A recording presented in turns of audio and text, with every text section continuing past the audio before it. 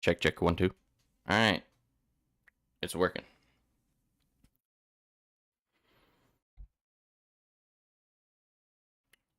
Day 2 of the Necromancer.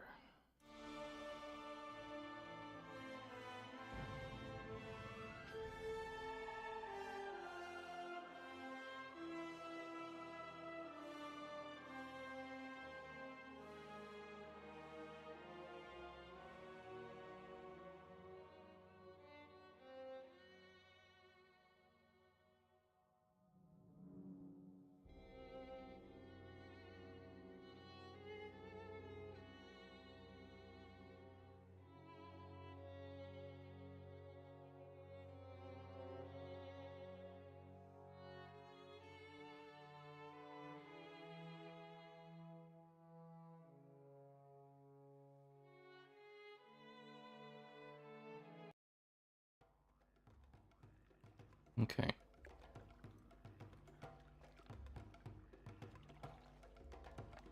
Are we fully loaded? I think we're good. Okay. Let me do one tanky boy and one shooty boy. Okay.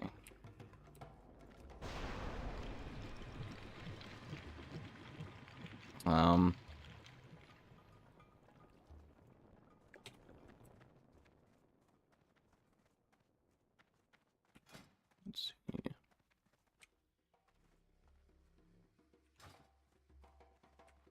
Hello, man.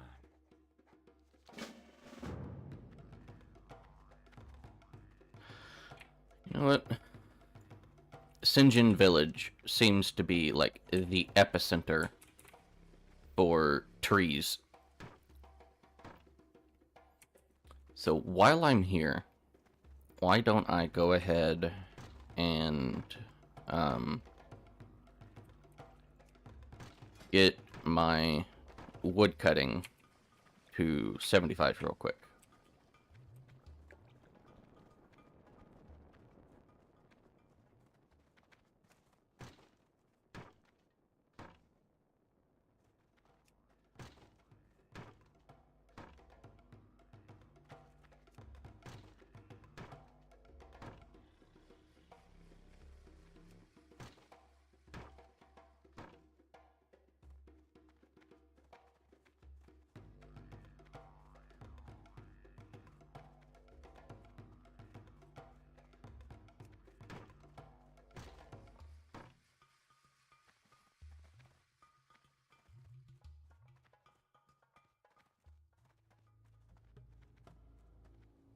You know what? This is a setting that I forgot to change.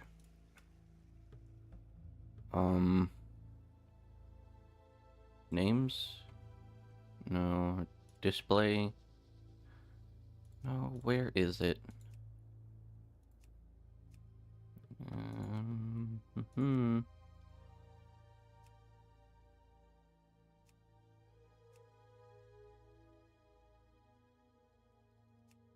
Is it combat? It's combat.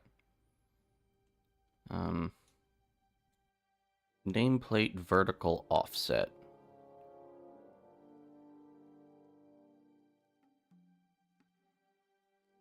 Let's see.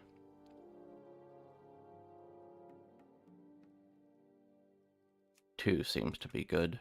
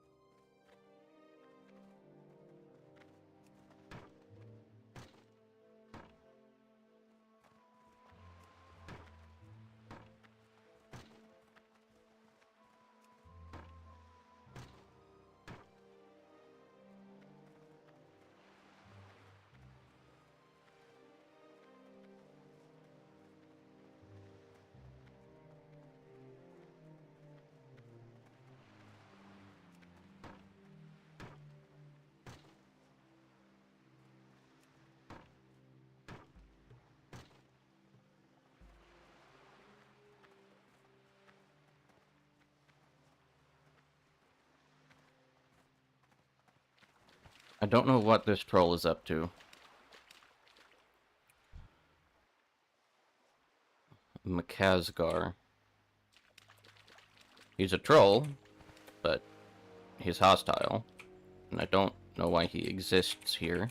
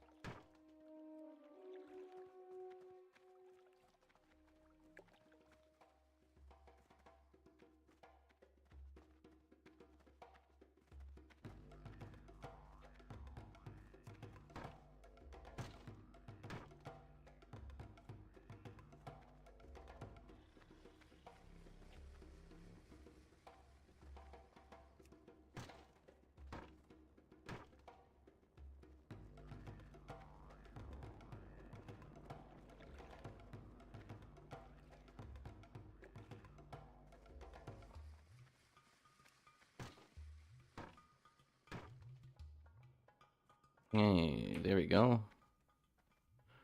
Got to 75. Now, yeah, I can learn Journeyman.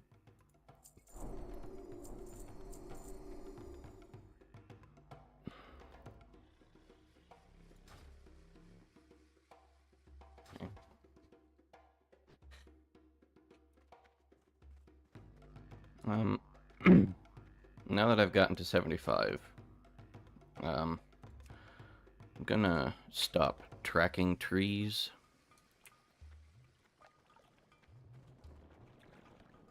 Ooh.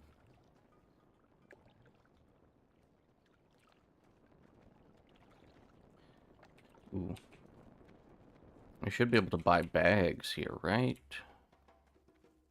General supplies? Yeah. Okay.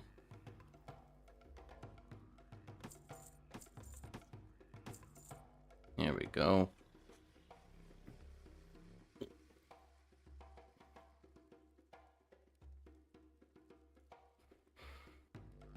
Okay.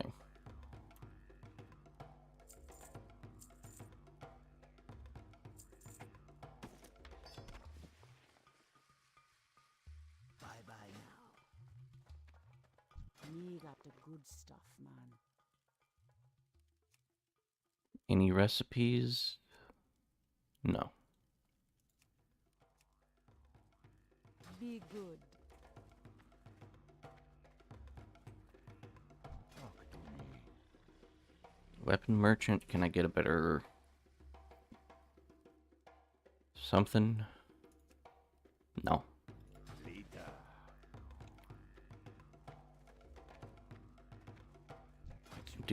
You do have recipes. Take that.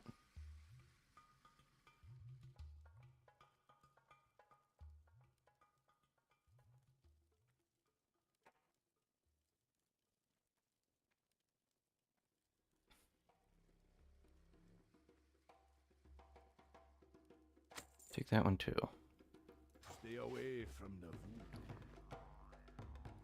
Okay.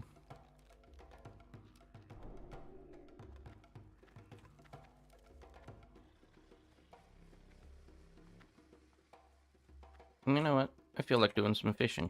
What you looking for? Let me get a bauble. Spirits be with ya, man.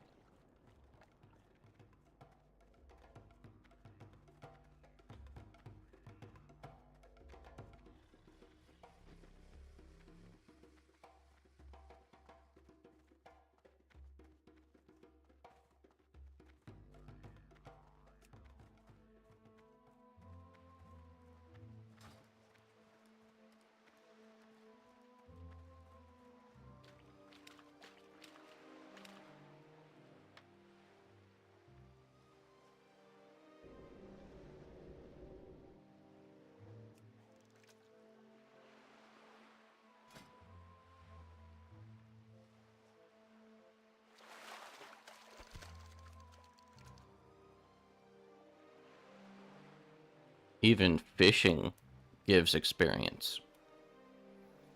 Not as much as others.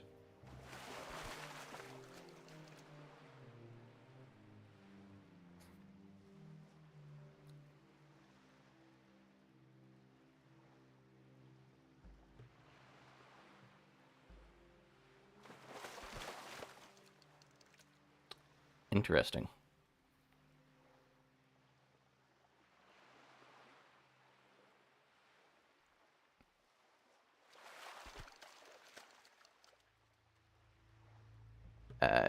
Okay.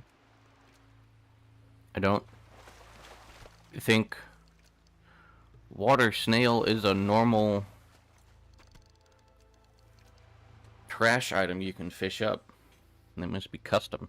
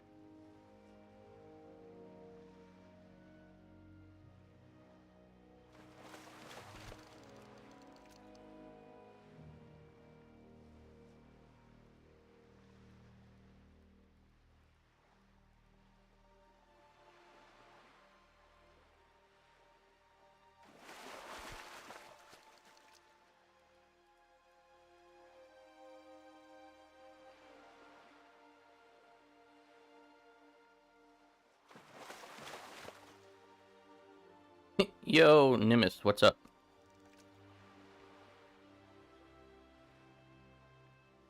What do you mean my fish got away?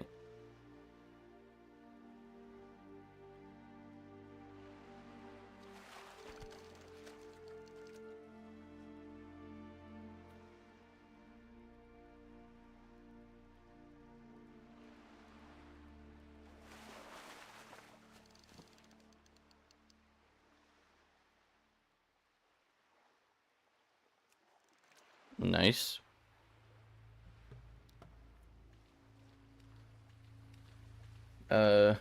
T-Wow, I assume that's Turtle Wow?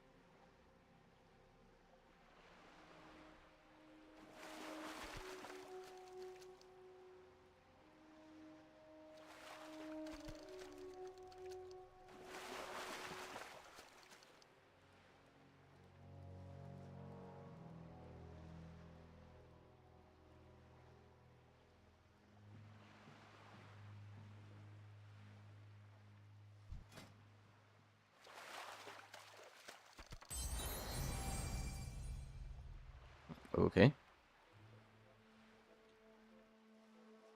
I gotta be level 10 to get journeyman fishing, don't I?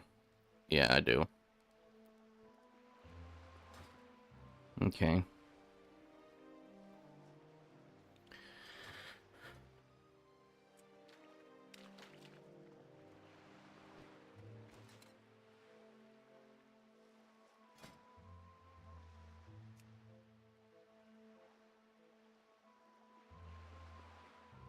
I only caught one slitherskin mackerel.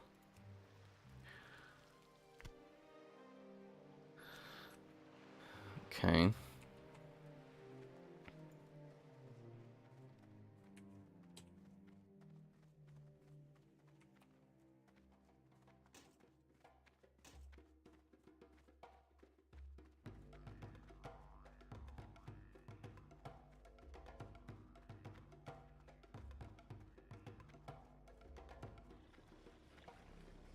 Well, I know there's recipes for these fish.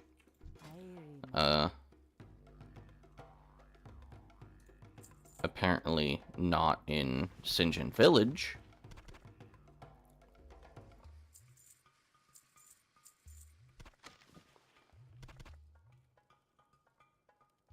Yeah, over in To meet ya. the Torin area.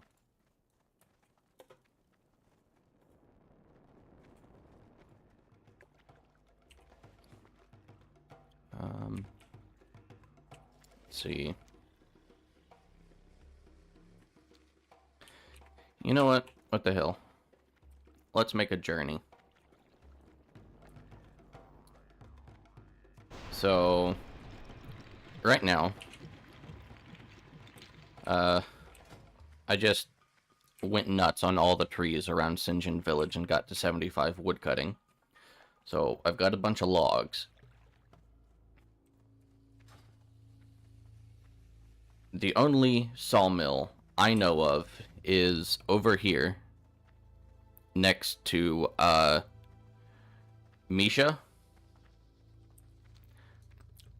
Zug Zug, am I right? Um...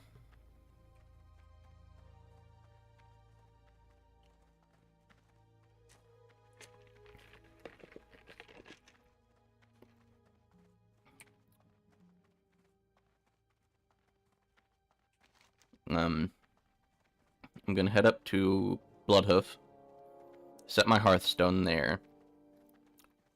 I'm gonna go over and hit up the sawmill, and then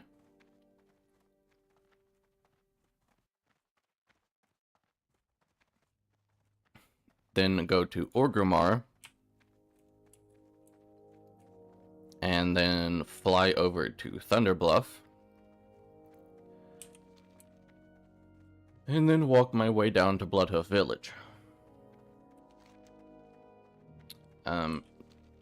Normally, I would have to walk all the way over there, but because of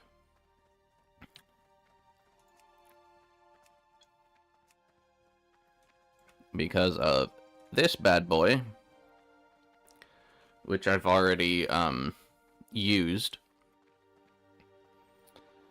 I have all of the flight paths unlocked already.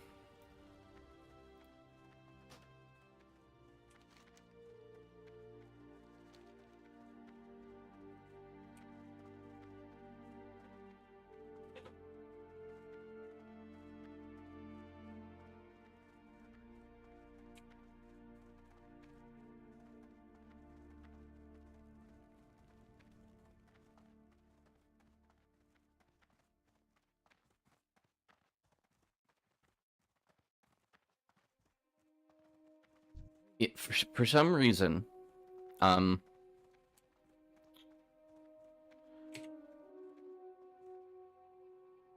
purple name, but it's an NPC. That's weird, right? I don't know why,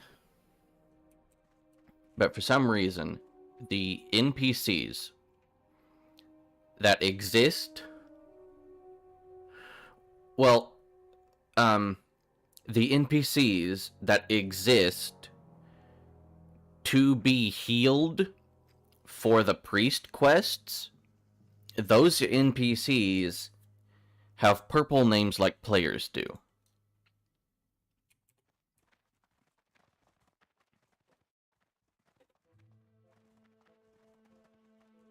I don't know why, but that's just something I've noticed. Also, because mounts can be trained and purchased at level 1,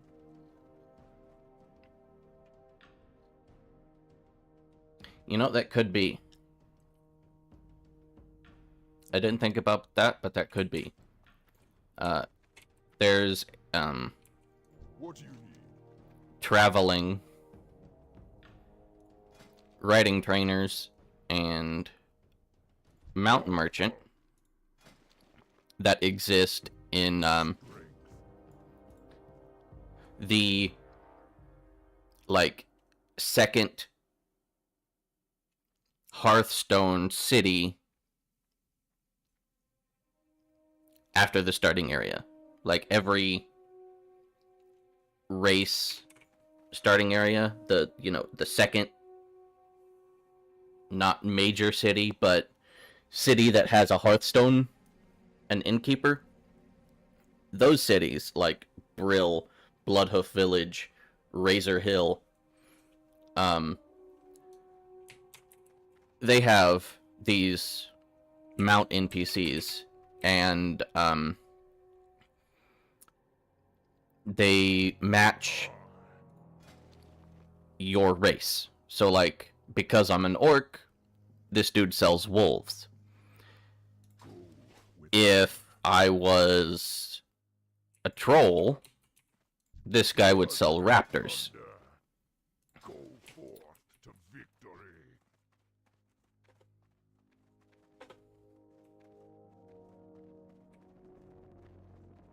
Valhalla. Nabu.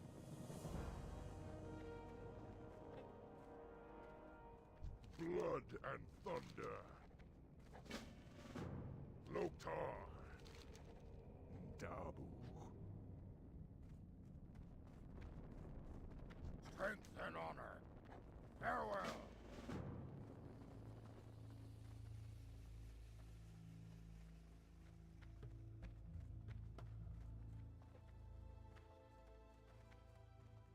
What can I help you with? May your blades never dull. Be safe.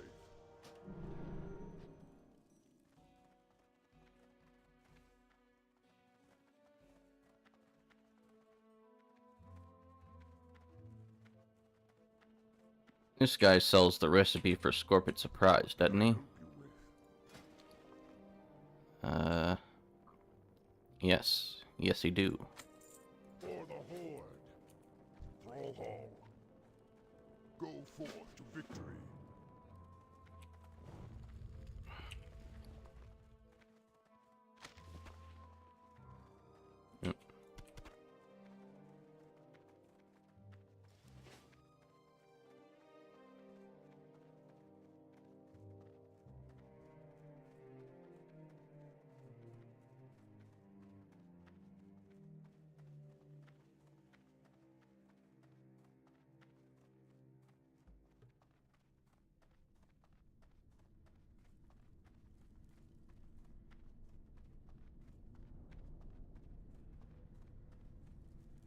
Strength and honor.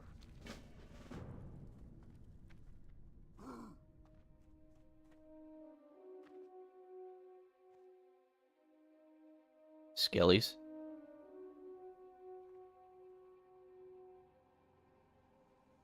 Come on. Thank you.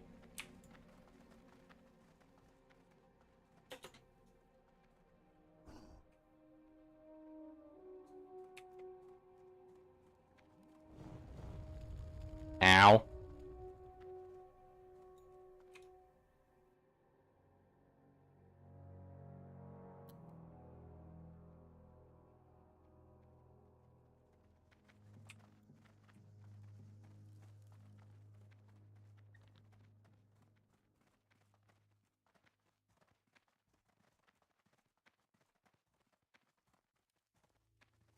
Thrall Hall.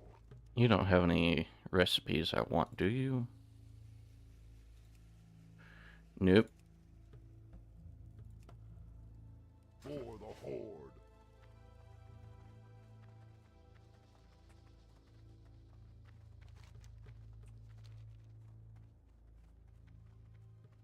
A level 50 Star Caller?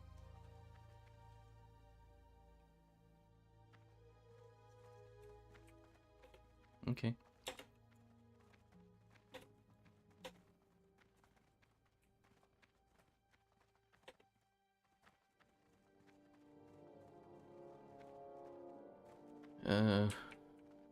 You're a guard. If I ask you for profession trainer, yeah, you don't tell me. Forth to victory. Well, I know the guards in Orgrimmar. If you ask, you can ask them where the sawmill is, and they will tell you it's over here.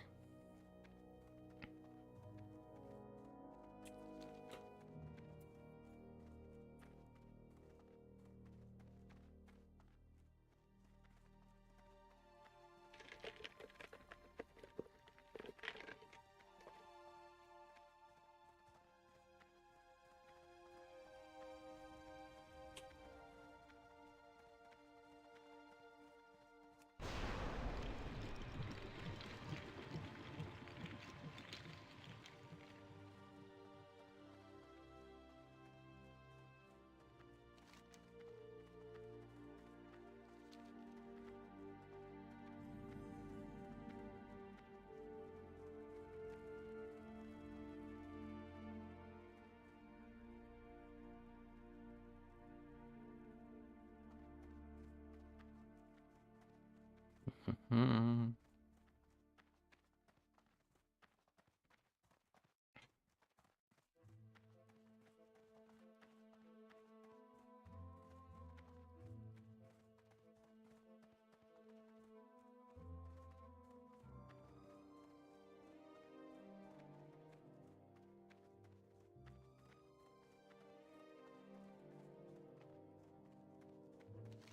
Um.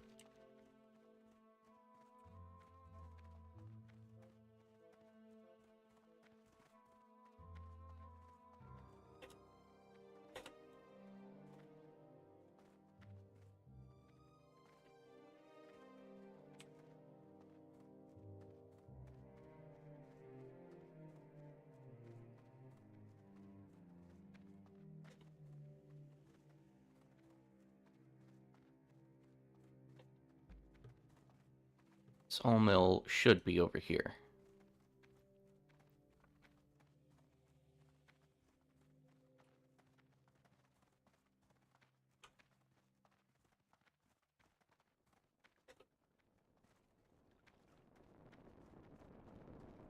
Strength and honor.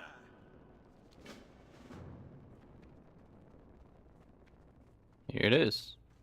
Woodcutting trainer. There's not like a station.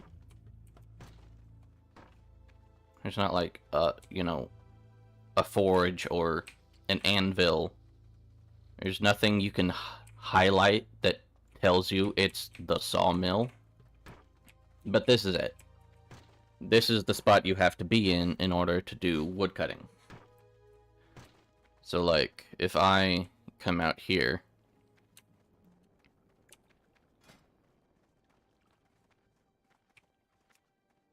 and I try to sawmill, requires sawmill, right? It won't let me. But if I come over here and stand next to this woodcutting trainer, then it will let me.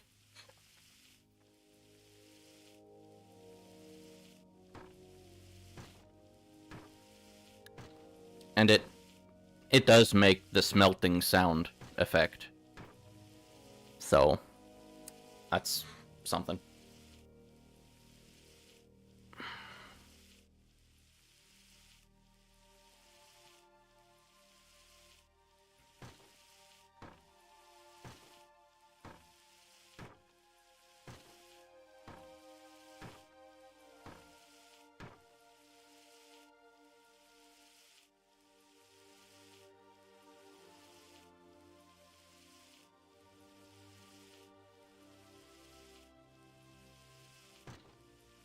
Yeah, mm-hmm.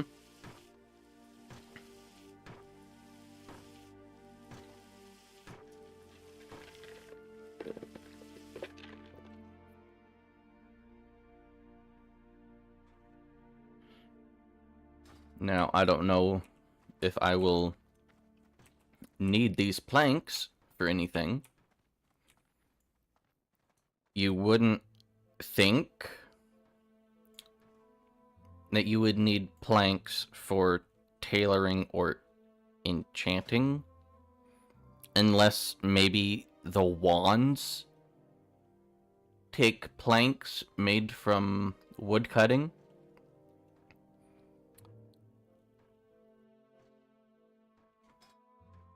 Let's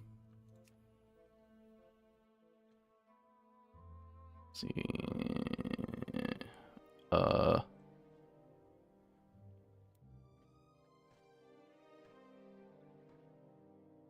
Lesser magic wand. Nope. Simple wood. That's the one you buy from the vendor.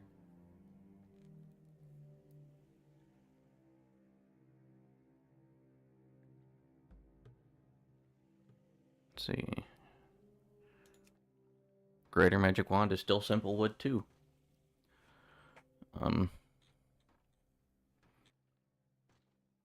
Maybe, I mean, like I said before, yesterday, it's very much still alpha, so there could be no use for planks yet. But if there is a use for planks, maybe engineering? To make, like, guns? Because guns need, stocks?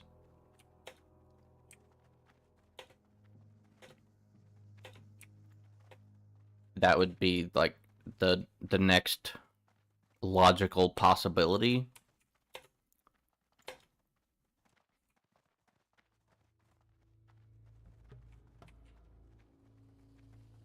Hey, how you doing?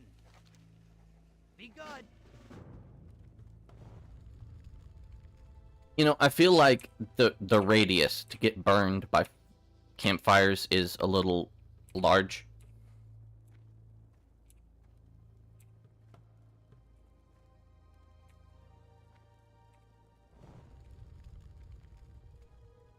I don't know, it feels like I skirt beside it and I still get burned.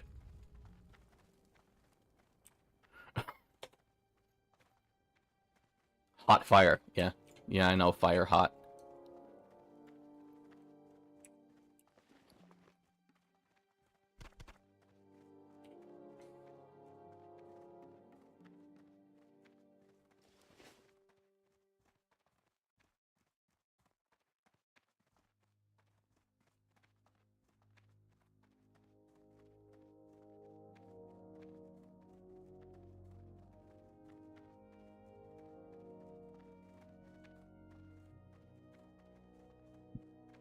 You know, I think this is a bug.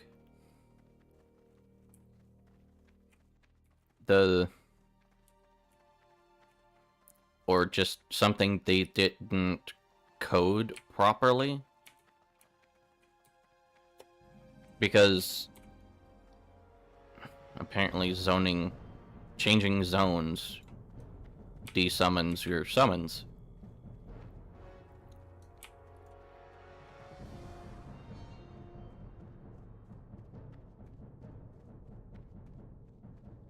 I mean, you have 2 life force, right? And you're supposed to consume 1 life force for each of your summons. And the life force you have left causes that double-edged sword of taking more damage but also dealing more damage. So like,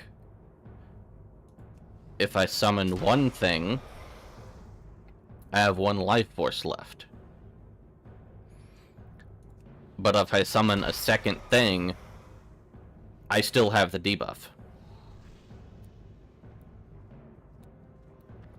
I feel like with 2 things summoned, I should have no life force left.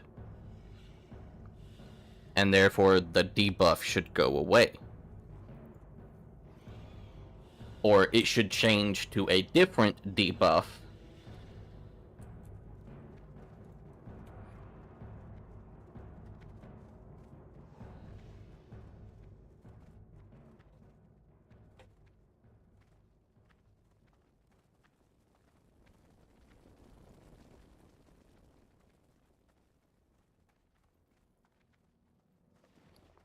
While I'm here, and I don't know if planks will... Hello. You're geared to the teeth. Yeah. By the way, because the server is still in alpha, level cap is 50. So all the level 50s you see are level capped. What are you looking for?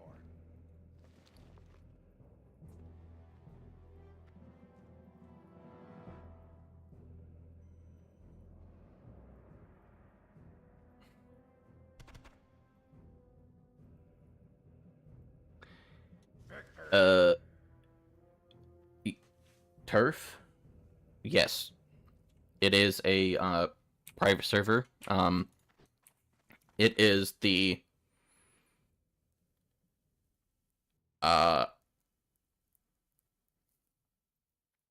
it's the Conquest of Azeroth closed alpha server that is part of Project Ascension. So if you were to Google Project Ascension, you would find the private server as a whole. Like, they have multiple servers. And this is the Conquest of Azeroth alpha server, which is very, very, very different to their normal servers.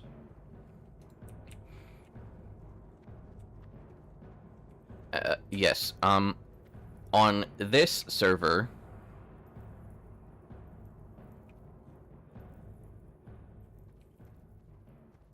that some merchant. You what? It's a lottery.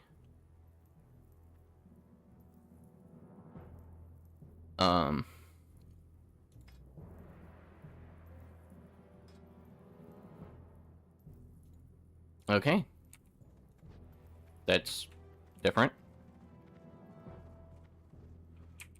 As I was saying, on this server, none of the normal classes exist. Instead, there are 21 custom classes. So, there are no warriors, mages, priests, rogues, warlocks, hunters, shamans, paladins, like, they don't exist on this server. Instead, you have custom classes like Necromancer, Sun Cleric, Pyromancer, Barbarian, Demon Hunter, Tinker, Monk, Ranger, Stormbringer, Primalist. I don't even remember all of the names. Reaper. There's a bunch of custom classes.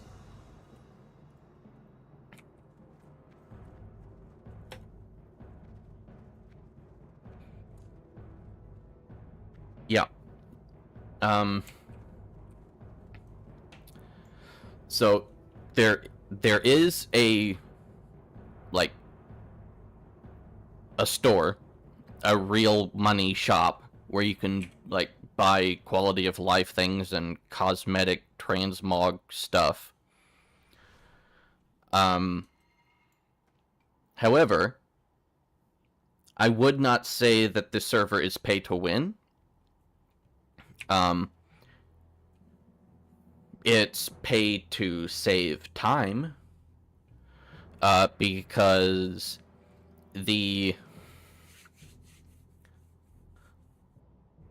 aside from cosmetics, like cool transmog stuff, everything that would give you an advantage, like bigger bags, like you can buy 36 slot bags on the shop. However, you can also buy them in-game using currency that you can acquire by spending gold in-game. And you can do that at this guy, the Ethereal Bazaar. Welcome to the Ethereal Bazaar. I rotate through wares that are purely cosmetic every few hours. Come to me if you're interested in new appearances. You can exchange gold for bazaar tokens on the auction house. He sells more than just cosmetics. He also sells convenience items. Potion of experience. Aura of experience. Aura of reputation.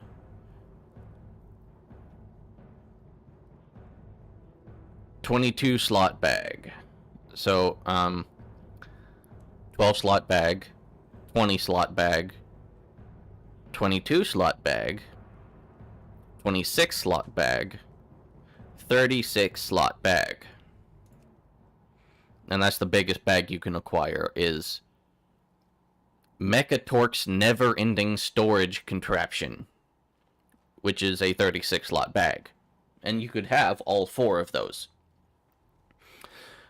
It costs 1,500 bazaar tokens in order to buy one, And notice it's bind to realm. Yeah. It's bind to realm, not bind to character. So you could buy one set of 4, and then you can mail them to your alts if you wanted to. But yeah, 1,500 Bazaar tokens. And you get the Bazaar tokens on the auction house. Let me go to the Auctionator Buy tab and type in token.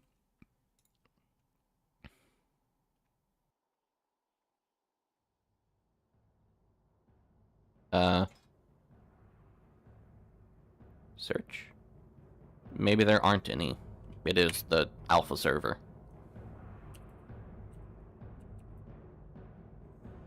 Yeah, there aren't any.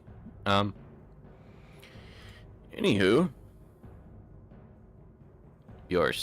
on the normal servers, you can buy the Bazaar tokens.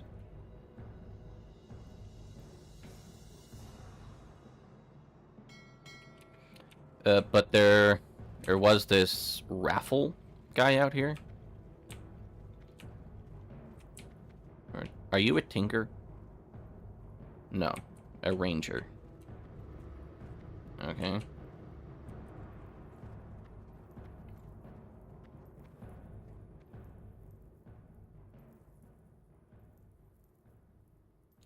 Okay.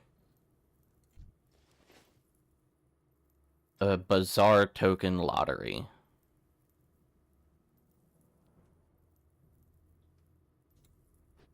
I mean, granted, to be fair, this is a PTR realm, so the population ain't that great.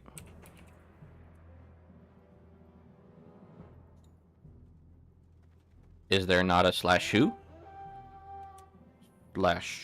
/who? Apparently not. No, there is no /who.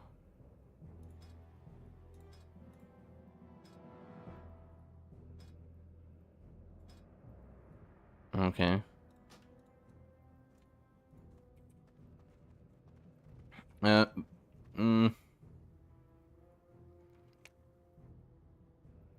That's weird. Anywho. Apparently, the Bazaar tokens aren't a thing on the PTR realm.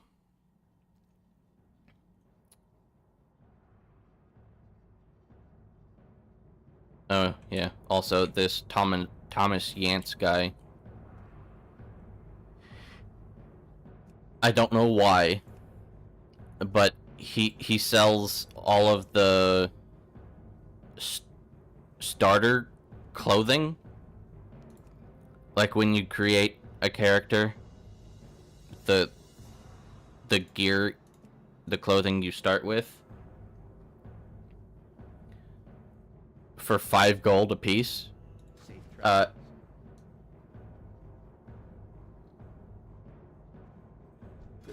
Well, yeah. They are for the base class. But I feel like appearance-wise, these all... See you later. They exist? I don't know. But yeah, if there is a piece of starter gear that you want and it doesn't exist on one of the custom classes, I guess you can buy it from that guy for 5 gold a piece.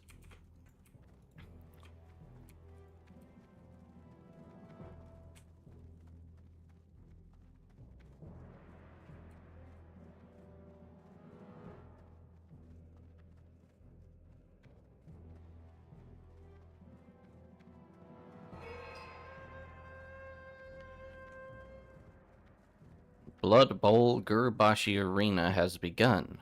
Now go and fight to death. That's what that horn was. I need a ride. Thunderbluff.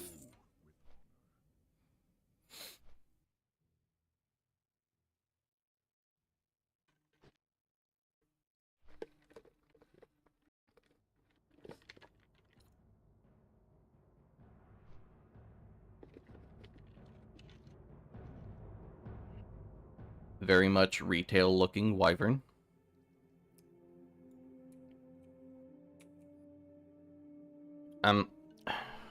When you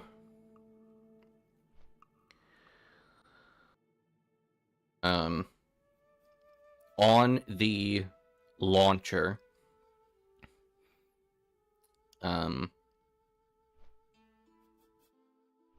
as part of the add-ons tab,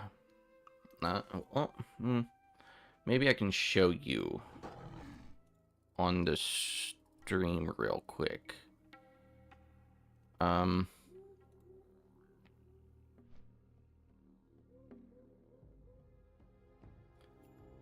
me just 1 second.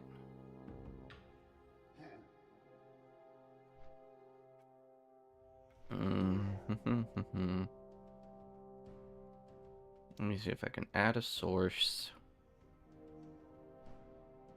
Window capture.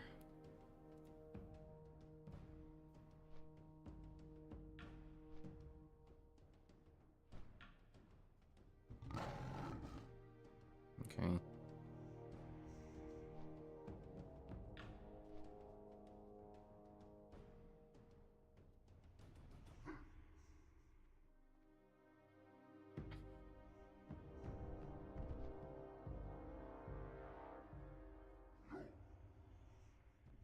Okay.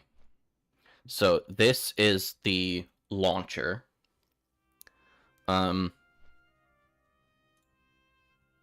There is a store tab on the launcher. There's an add-ons tab, which has a bunch of add-ons that you can download. There's also this mods tab, and I have the HD patch. It says this modification will greatly enhance the visual quality of the game by updating models, textures, effects, and animations. Which is why the graphics of my game of this look so much retail-like instead of the more classic visual style.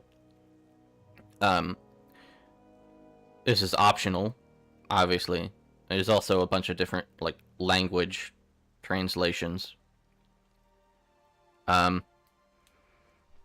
You could just not install the HD patch, and I would imagine that models and textures and animations and stuff like that would look more vanilla.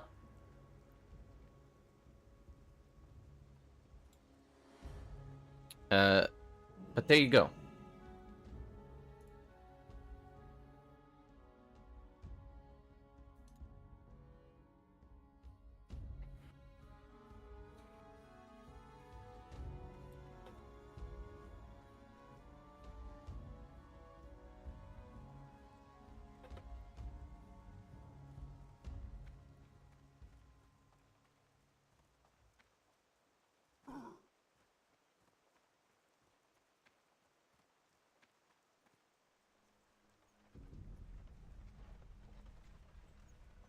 Yeah, it is nice. Enchanting supplies. I'm going to need a copper rod.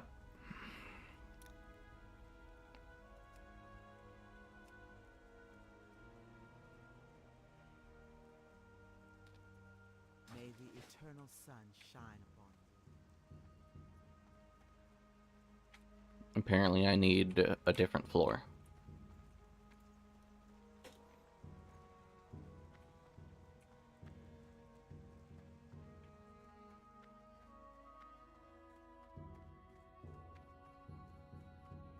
Yeah, this is the one. Cooking supplies. For something special.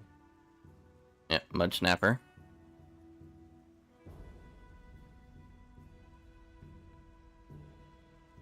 May the eternal sun shine. Fishing.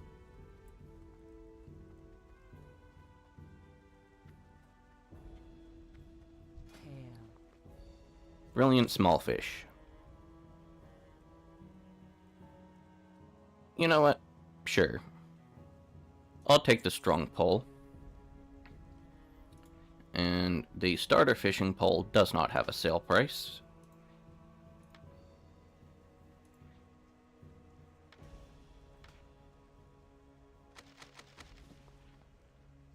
Go in Okay.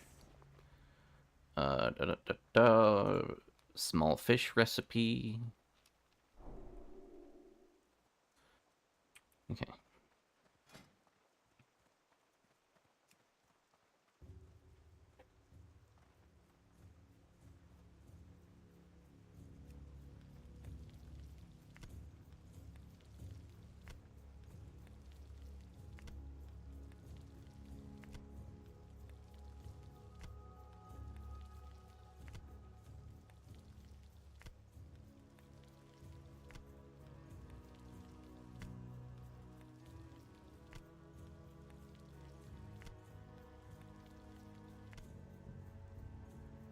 I'm at 40.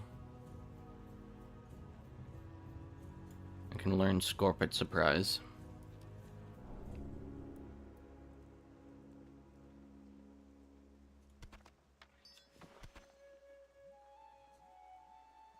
Greetings.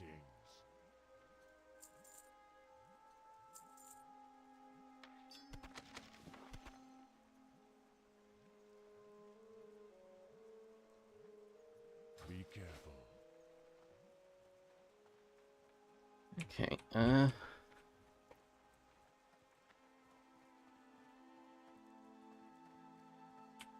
I don't think I need to go down to Bloodhoof Village anymore.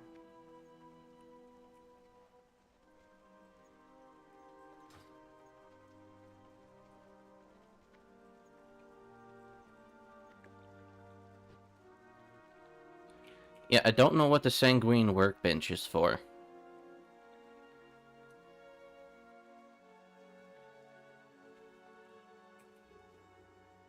It seems to be a crafting station, like an anvil.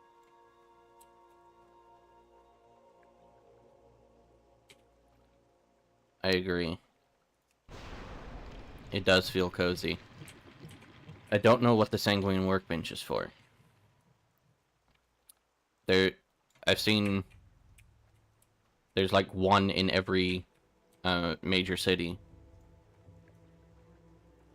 I don't know what it's used for.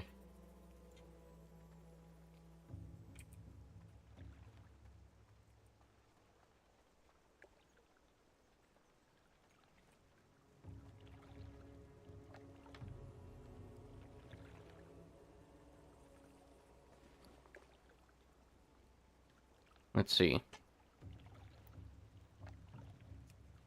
I need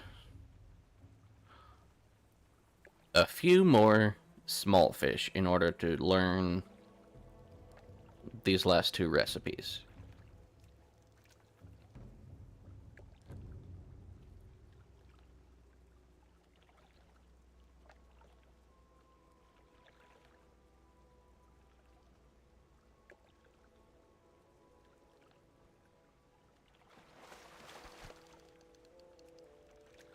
Of course, you give me that. I don't need that.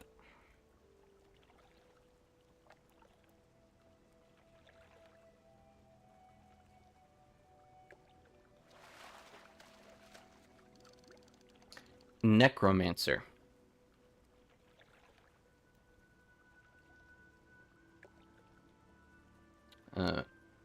Memphis Pimp. I am playing a Necromancer.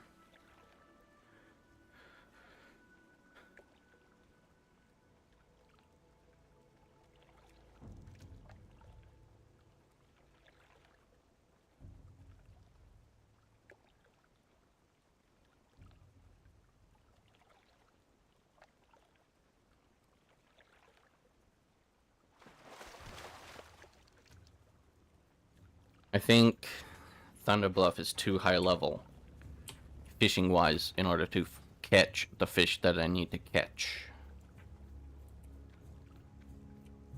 I don't think Weapon Masters train anything. Do they? Oh, they do.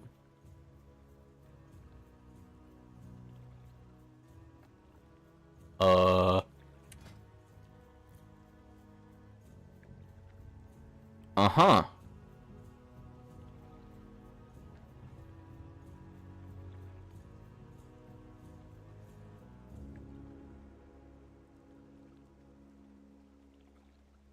Yeah.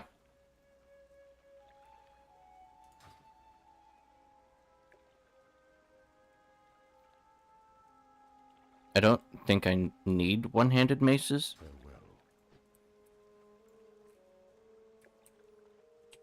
But it is good to know that you can train weapon types that you don't start with.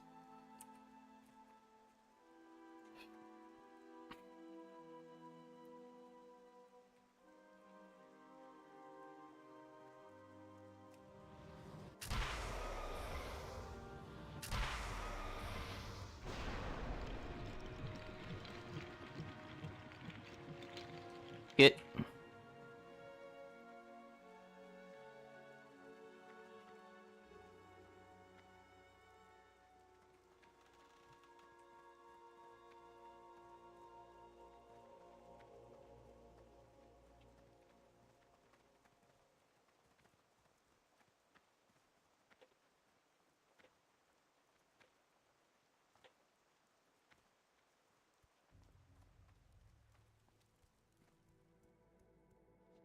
It's gonna get real annoying, let me tell you what.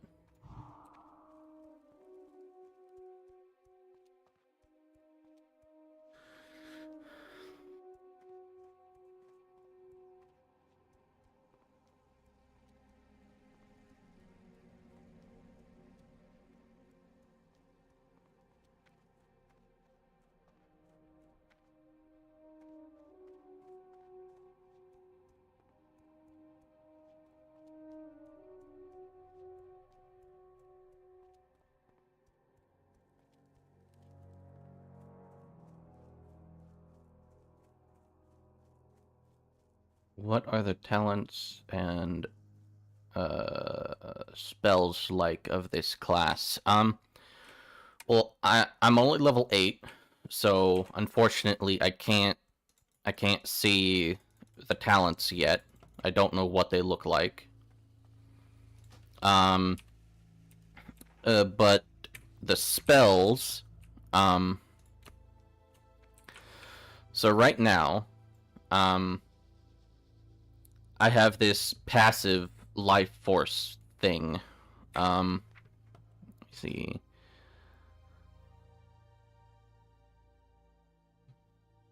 Yeah, it's, this is the passive called Necromancy. Allows you to summon undead minions using life force. These minions scale with your intellect. And if you come over and look at this permanent debuff that I have, life force used to summon undead minions. Your spare life force increases damage you take and deal. Currently, with no summons, I take 8% increased damage, but I deal 6% increased damage. Currently, as of level 8, I have 2 types of things that I can summon. I have 2 raise spells, Brittle Skeleton and Skeletal Archer. They are permanent pets. The Brittle Skeleton, when I have it active, it increases my critical strike chance by 2%. It also has Sword and Shield, so it's kind of tanky. And the Skeletal Archer, when I have the Archer summoned, my spell haste is increased by 2%. And the archer does what archers do. It has a ranged attack. I have this Lich Armor buff, which, it's one buff, but it basically combines Frost Armor and Arcane Intellect. So it increases armor by 8% and intellect by 8%.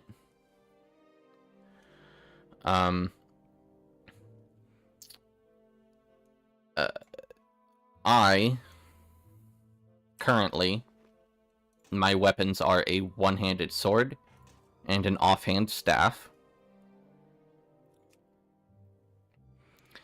But I'm a caster class, basically.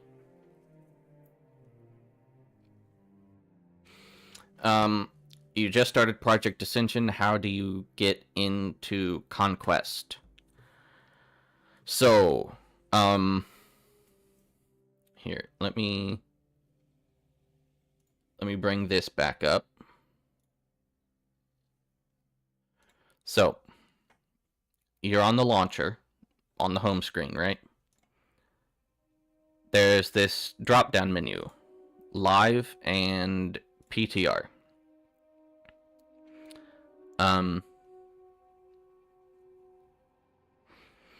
Before you download and install the PTR client,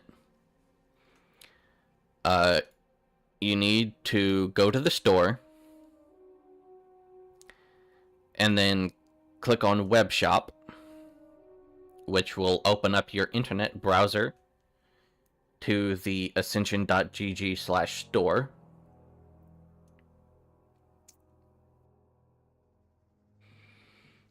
And then, one moment.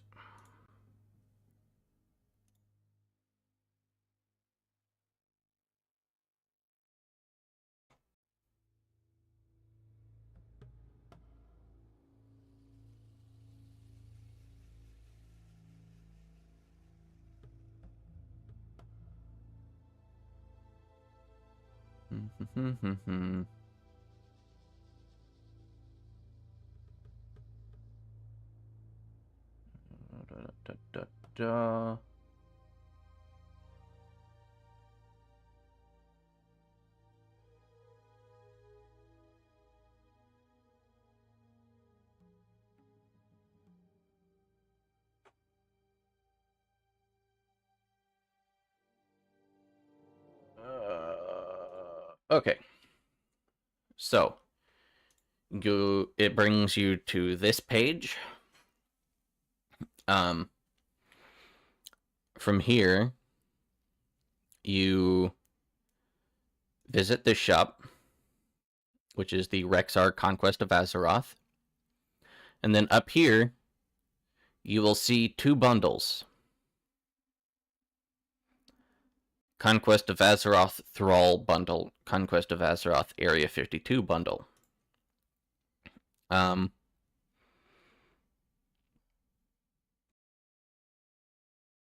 I don't know what the difference is.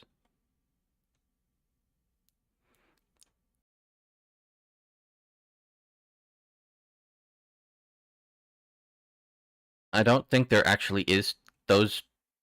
I don't know why it shows two bundles when you do that. Because there's only one. There's a Conquest of Azeroth Alpha Bundle or a Wrath of the Lich King Alpha Bundle.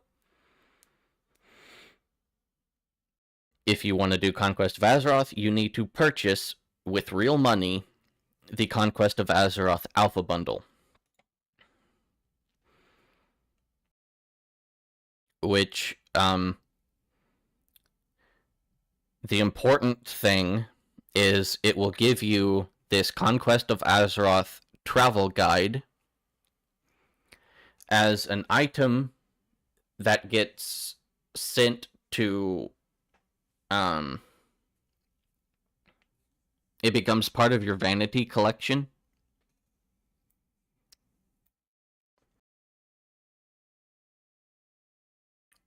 which I can show you.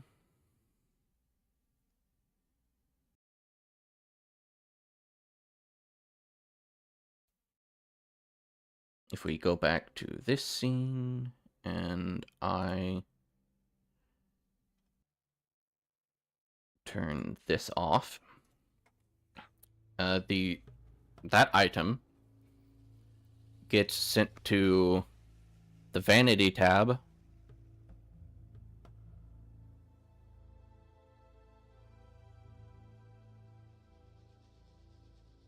Yeah. Uh-huh. It is. So, if I go...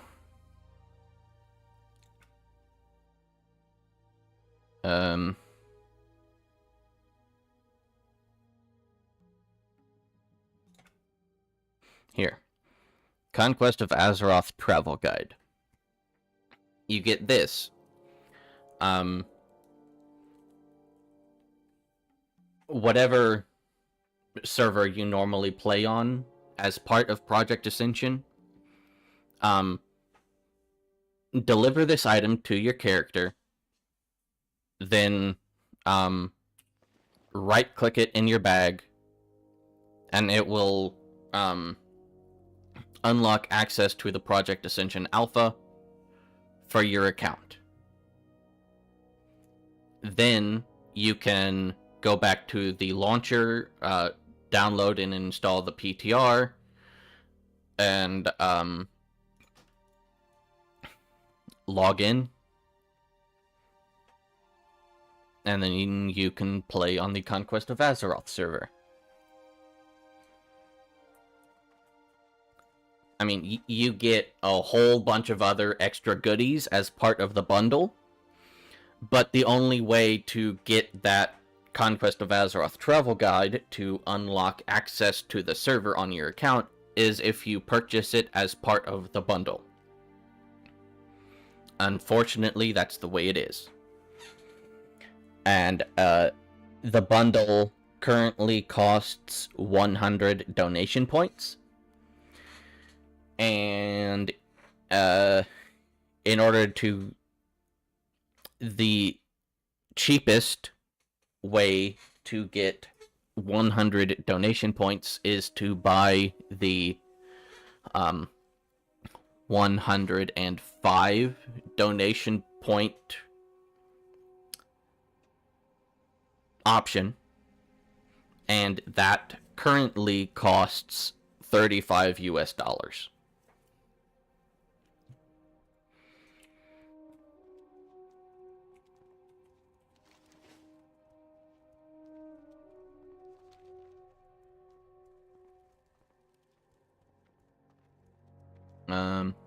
Now,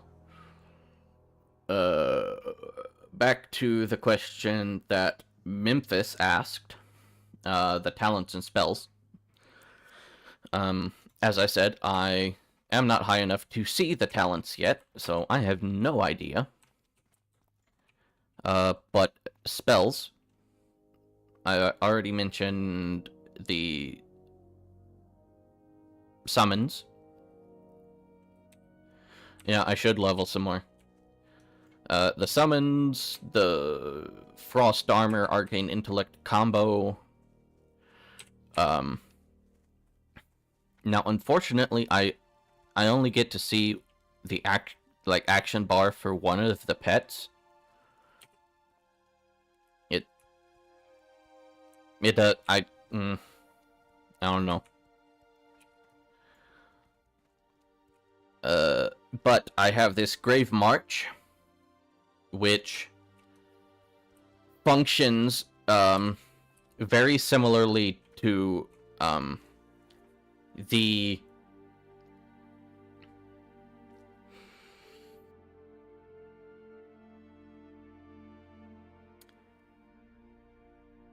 Necromancer class. Borrows themes heavily from both Warlock and Hunter. Now, Grave March functions very similarly to the hunter pet ability Boar's Rush, but instead of it being a pet ability, it's my ability. I target an enemy, I get within range, I use Grave March, and my summons rush in. That's what it does. I also have a dot in the form of Flesh to Worms. And that dot is also a runic power generator.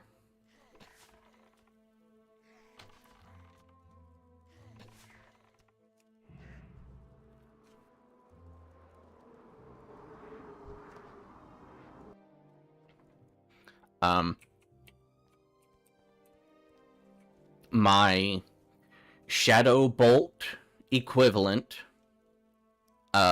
is also a runic power generator, and that is Putrefy. So we Grave March, we dot, and then we Putrefy.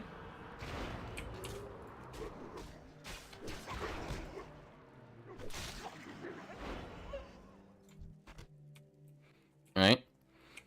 And then once we have enough runic power generated, our spender is Unholy Command, which feels like a hunter's kill command. Your active undead instantly trigger their Unholy Command effects on the target enemy. For the next 12 seconds, they are also enraged, increasing haste by 10% and damage dealt based on intellect. It costs 45 runic power and has a 5-second cooldown. Now, this Flesh to Worms, the more enemies you dot at the same time, the faster your runic power will generate. Because every enemy that you have Flesh to Worms on, you will generate 2 runic power every 1.5 seconds. So, Flesh to Worms, Flesh to Worms,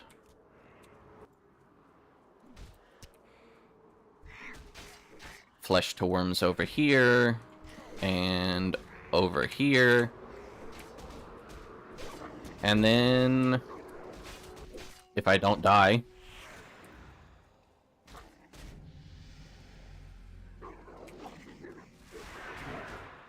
level coming in clutch. Come on, don't die.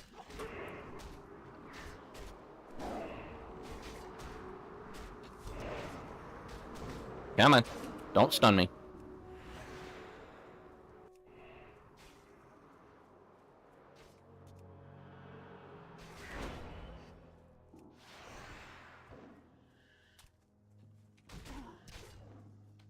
Come on.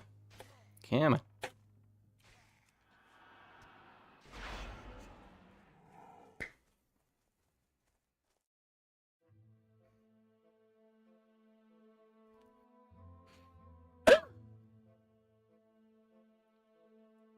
I'm alive.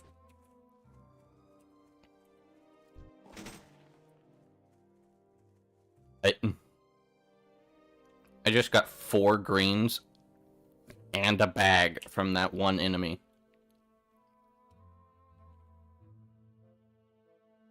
Ooh, new chest.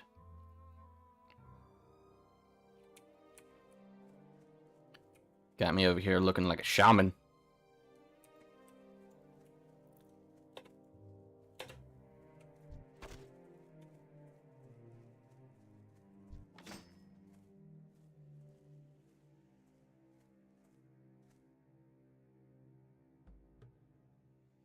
warrior staff.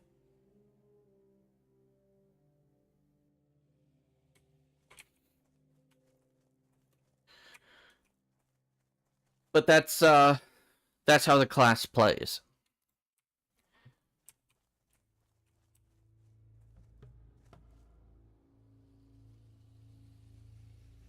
No. Well, yeah. Stamina, strength, and spell power.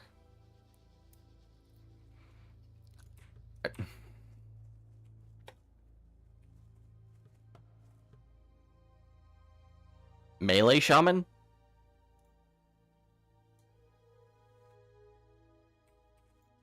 Yeah, probably. Maybe a sun cleric.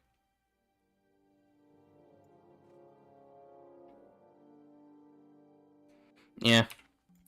Unfortunately, paladin doesn't exist. Let me just log out and show you the character creation screen. So we can, Yeah, no, paladins can't use staves either. Sun cleric might be able to, though. Maybe a monk. I don't know if monk uses spell power. But here are the custom classes. Let me just move this out of the way. Necromancer, Pyromancer, Cultist, Starcaller, Sun Cleric, Tinker. Think if Gnomish Engineering was a class, that would be Tinker. Rune Master, Primalist, Reaper, Venomancer, Chronomancer, Son of Aurigol. Son of Aurigol is if Worgen was a class and not a race. Guardian. And this is your warrior tank. But they can also be support.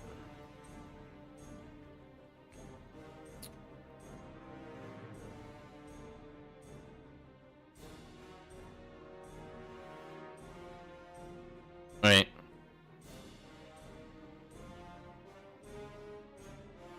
Guardian is also Bard. Combat style, blah blah blah blah blah. Rally allies through a song, hymn, ballads, and banners. So, Guardian is also Bard. Stormbringer. Demon Hunter. Barbarian. Witch Doctor. Witch Hunter. Knight of Zoroth. Monk. And Ranger.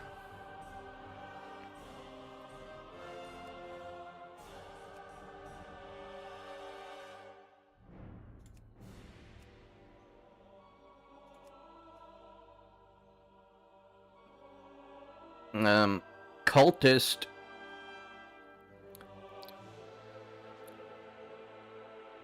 So there's also the support role now. Yeah. There's support role.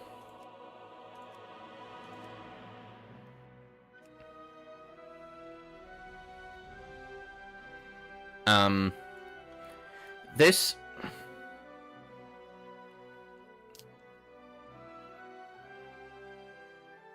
I'm turning the music down.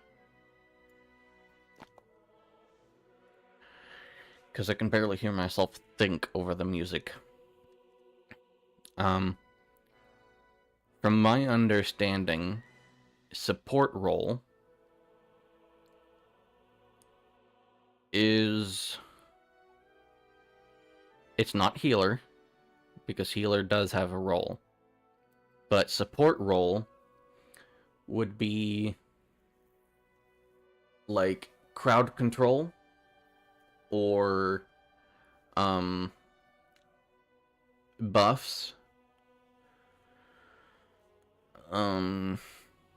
maybe it's like the new class in retail, Augmentation Evoker. Yeah, buffs others without doing DPS. Yeah. What you would think a support role would be. They're not the tank. They're not really there to do a bunch of damage. They're not there to do all of the healing. They're there to support the group. Whether that be the occasional interrupt,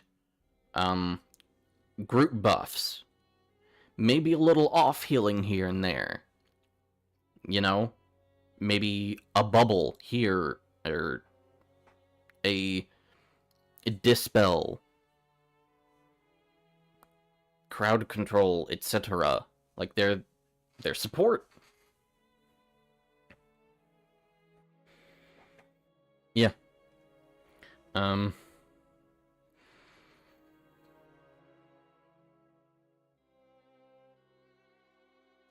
Cultist, I've kind of dabbled in Cultist a little bit. Cultist feels like if you were to combine Warrior and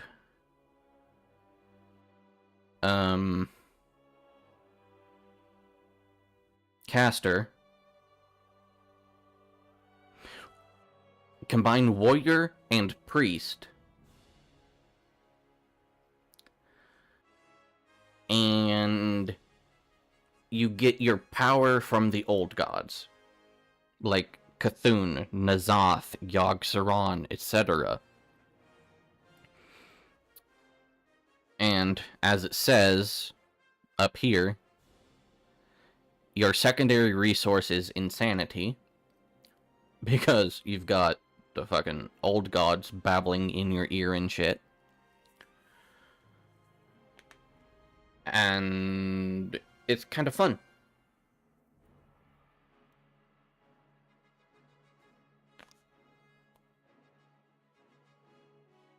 Reaper. Think Grim Reaper. Yeah, Cultist has plate. Yeah,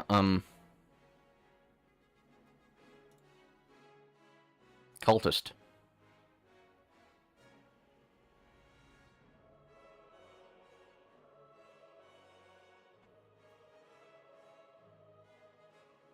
This here's my Stormbringer, which doesn't look like much at the moment. My Reaper. This Reaper, I'm doing a custom challenge on. So, this Project Ascension servers has a trials and challenges system built into it.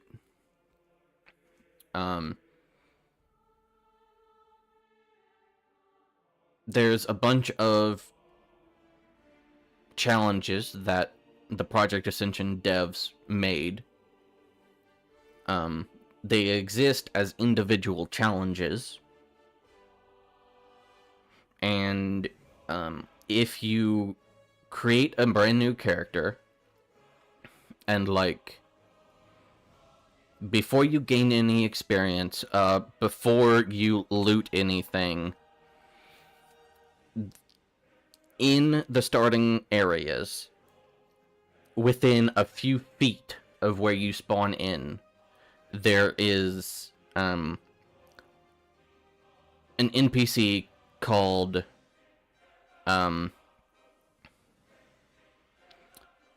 Stony Tark.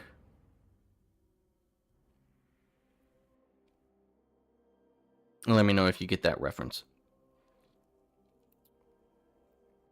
And that NPC, when you talk to them, it will bring up a UI.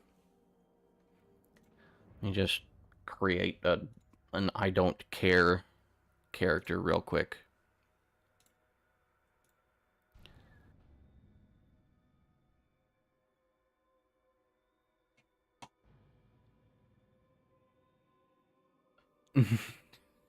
No, Tony Stark, Iron Man.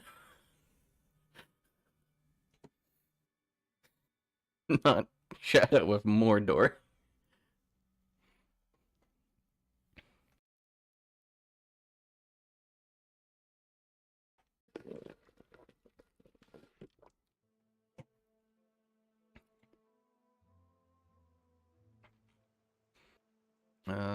Where you at?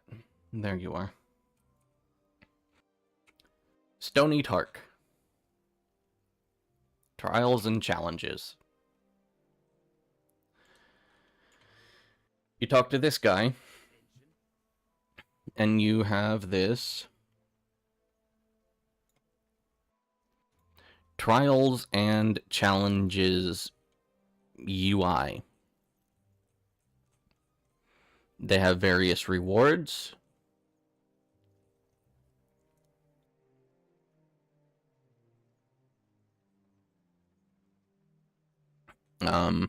Like the hardcore mode is built into Trials.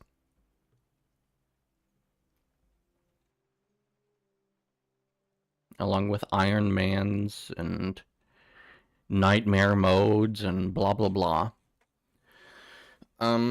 But there's this trial creator, which you can give it an image, you can name it, you can add a description, and then you can go to add challenges. And let's say I wanted to do a challenge where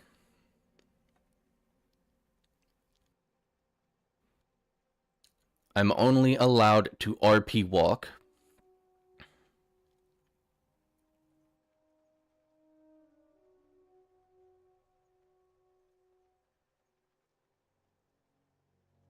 I know it exists. No thanks, I'll walk. No, that's not it. But that is interesting. You are unable to mount for your entire adventure.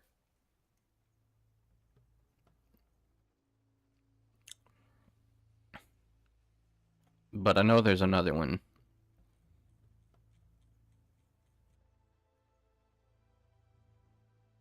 Maybe it's this one. No. But this one is, you are unable to dodge, block, or parry. Stop and smell the roses? No. Nope, that's not it.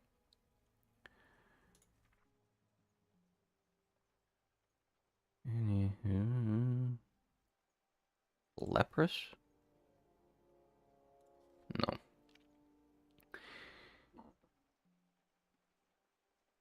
I know. Committed to your craft? No. No rest for the weary? Your grit is legendary. Leveling up won't restore your health.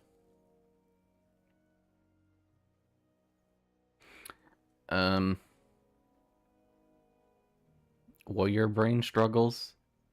He has the Iron Foe. Do the new classes have their own color? I think they borrow,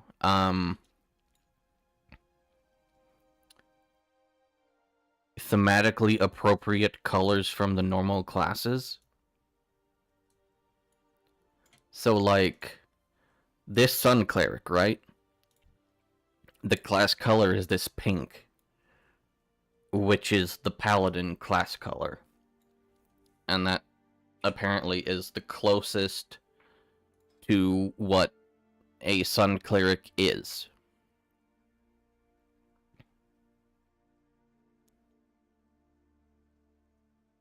And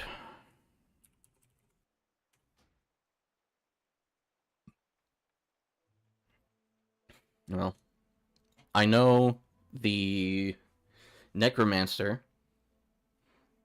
its class color is purple, like a warlock.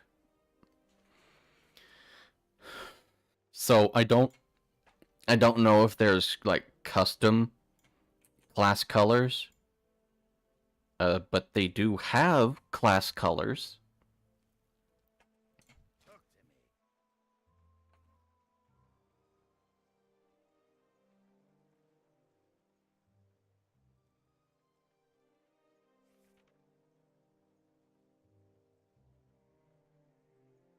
Oh, good lord.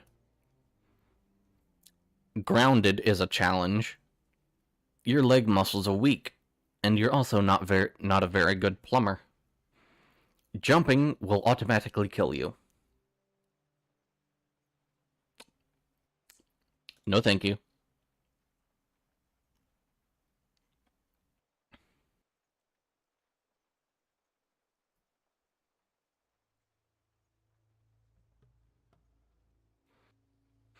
Me too.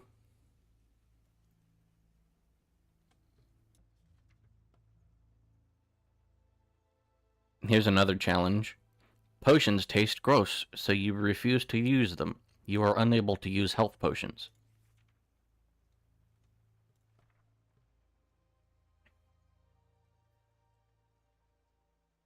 Yeah. Everything's expendable. You think durability is a pretty cool addition to modern games. You are unable to repair items and must discard them when they break.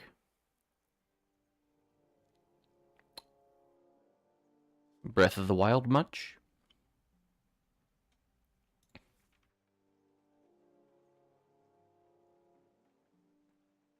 Here's here's a challenge that's like part of Iron Man stuff, called White Knight.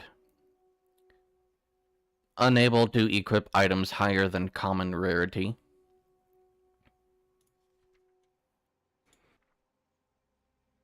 Scavenger. You are really good at using what you find, and luckily you find a lot. You are unable to use or equip any item of any kind that you didn't loot yourself. So, no buying weapons and armor off the auction house, and no trading with other players to get better gear, etc.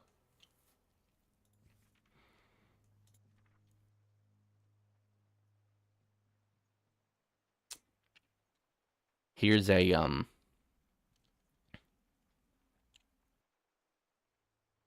kill experience like only type of thing. Complete your challenge without at any point completing a quest. No quest XP. Just killing a bunch of crap and professions. That's it. Your existence is fleeting. You have a limited amount of time to reach a level cap. Speedrun mode.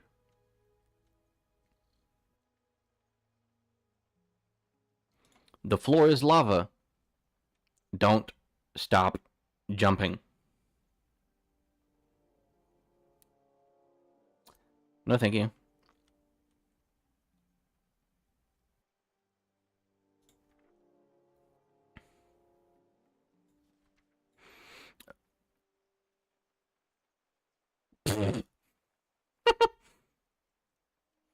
Yeah, I don't think you could do those at the same time.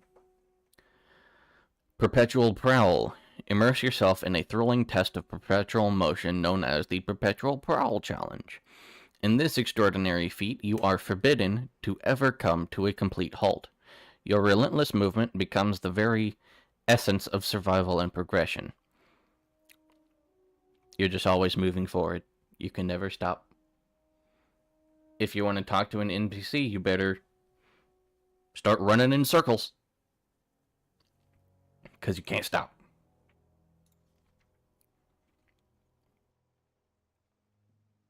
Moonwalk Mayhem.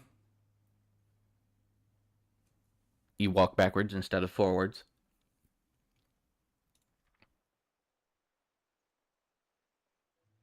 Some of these challenges are just funny. They don't actually have rewards to them.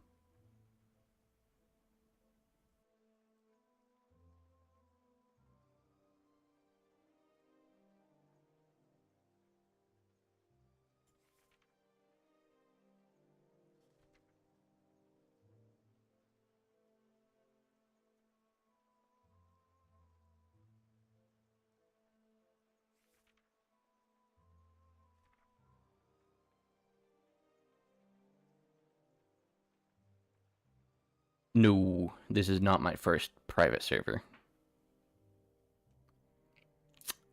I think the first private server I played on years and years and years and years ago, back in ye olden times,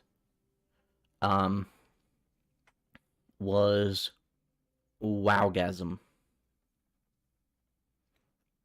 That server doesn't exist anymore. But it was one of those level 255 fun servers. And that was the first private server I ever played on, I'm pretty sure. Oh, here's a difficult challenge. You have gills, and can only breathe underwater. You'll start suffocating on land.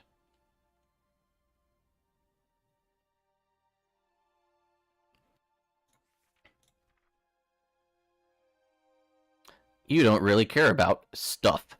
You are unable to loot items.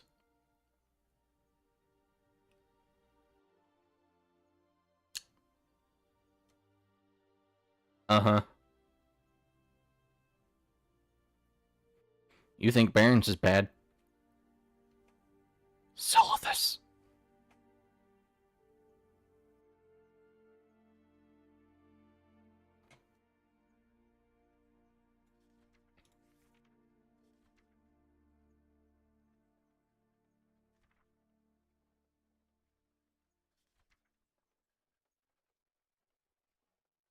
Nudist.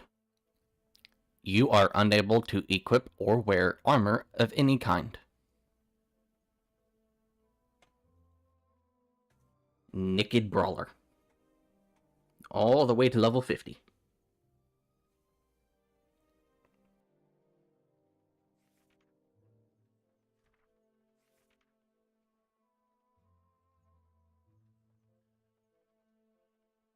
Wait, does it? Okay, yeah. Just armor. Still. No armor. Doomed. Dark magic has you in its grip. You take damage every few seconds.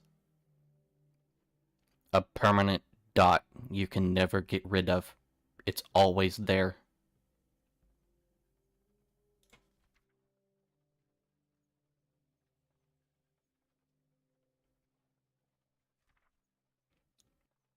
Yeah. No bandage.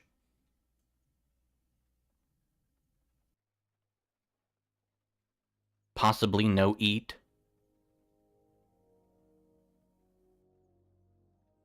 I don't know, I think you can still eat when you have a dot.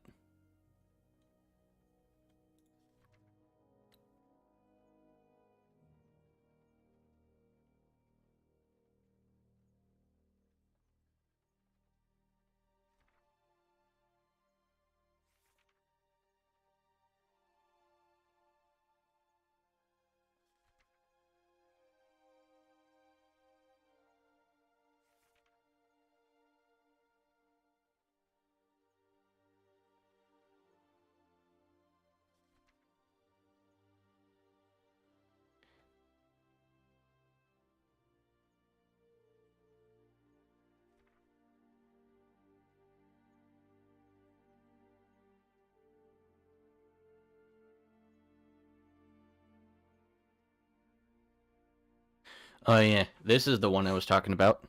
Take it easy. Step into a realm where a leisurely stride sets the pace for an extraordinary adventure. Embrace a relaxed approach as you traverse the vast landscapes, restricted to the graceful rhythm of walking.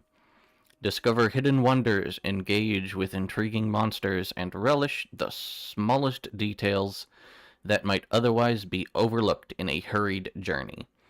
This unique challenge, known as Take It Easy, encourages you to slow down, find tranquility in each step, and unlock a new dimension of exploration. Embrace the simplicity and immerse yourself in the beauty that unfolds when you choose to walk at your own unhurried pace. Restrictions? Walking only. Running will fail this challenge.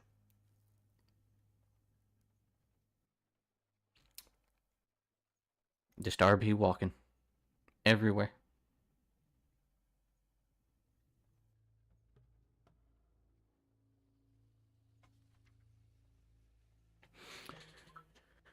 But, if I... filter... Can activate. Trial Architect. Yeah. Resident Crafter is, one that I made specifically for, a YouTube series that will probably never see the light of day. But, it's a combination of do-it-yourself and narcolepsy.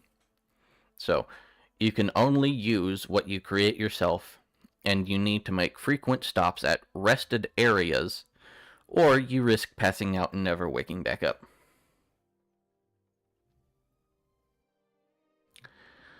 Basically, there's some leeway in the starter zone. But once you leave the starter zone,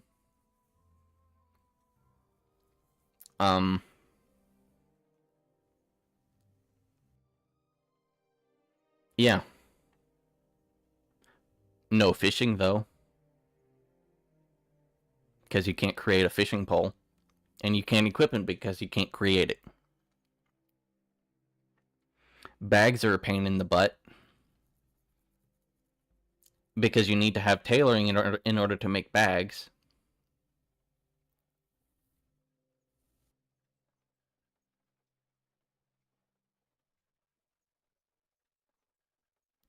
Maybe.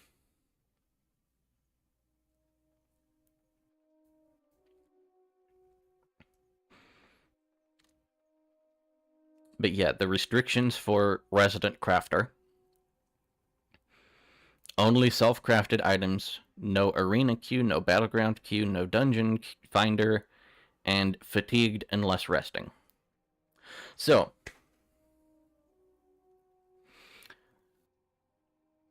the way the fatigued unless resting works is, like,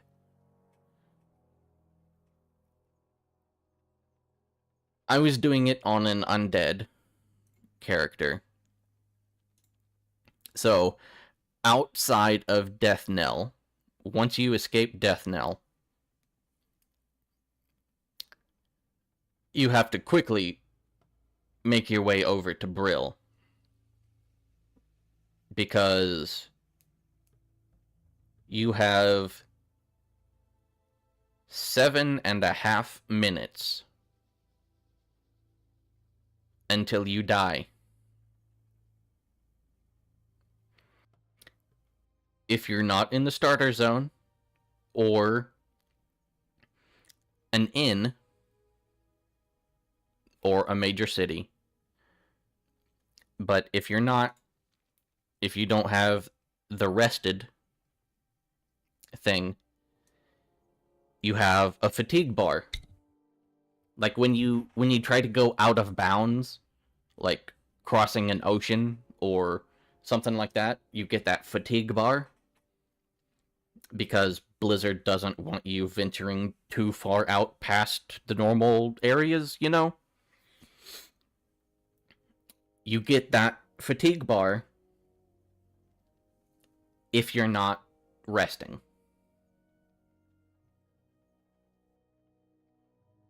Fun, right?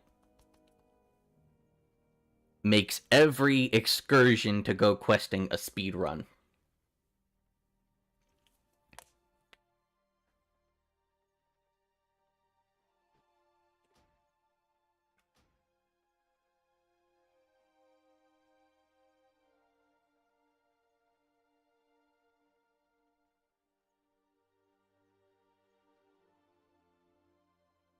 Yeah.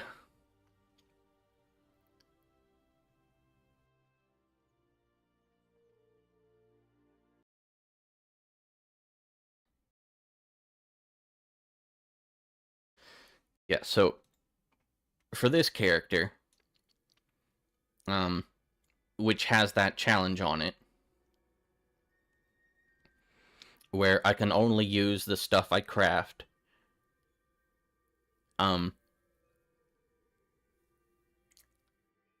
I need to be able to make my own armor and weapons, right? So, blacksmithing. But I also need to be able to make capes and bags, so tailoring. Well, I have blacksmithing and tailoring, but I have no way to get ores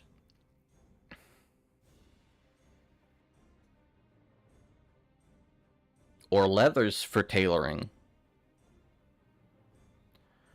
So I made a second character to get mining and skinning in order to support this guy. And then I got bored.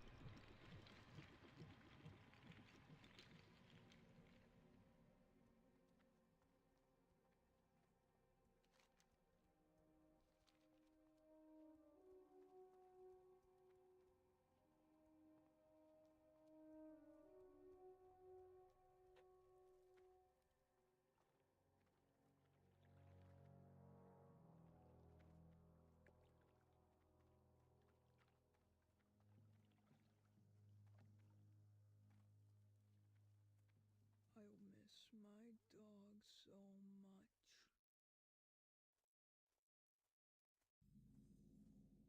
Sorry, Sir Kid.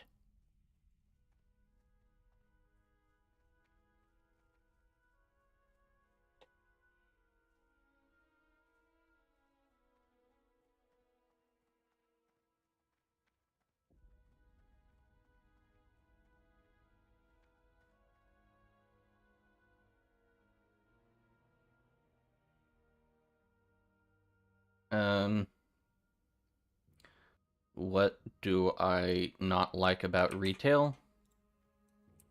Uh, a lot of things.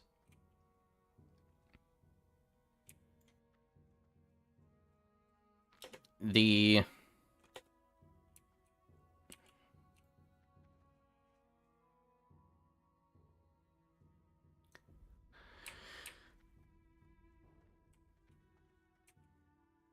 there's too many systems, in my opinion. Like,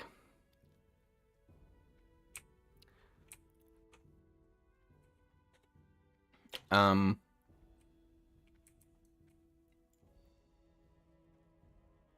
Well met.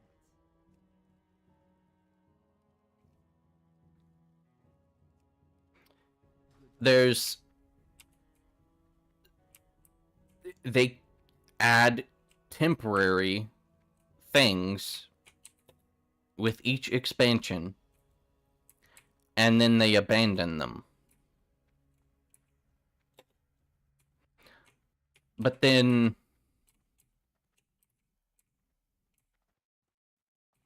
like sometimes those old systems still hold value if you know about them. Like,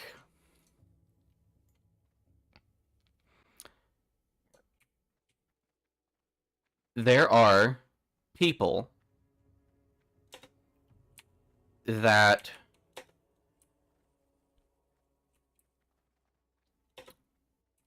do garrison stuff because it makes a profit gold-wise.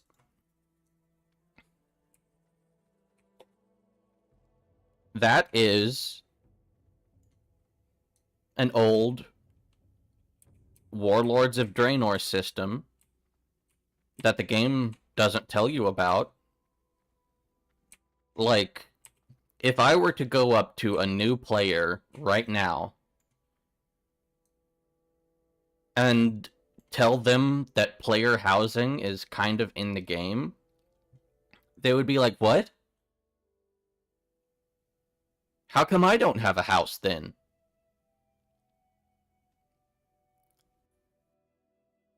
Like, the garrison is a system from Warlords of Draenor. What is that?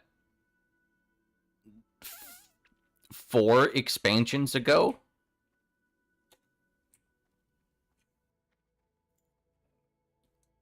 And the game doesn't tell you about it. Unless you go out of your way. Unless you go out of your way to talk to Chromie to do Warlords of Draenor.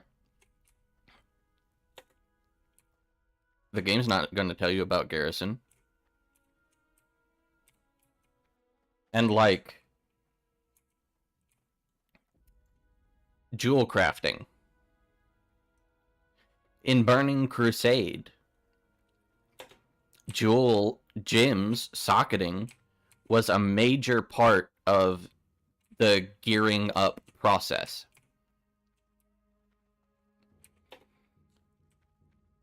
Jewel crafting as a profession is still in the game, but I mean, sockets are basically worthless now. And like,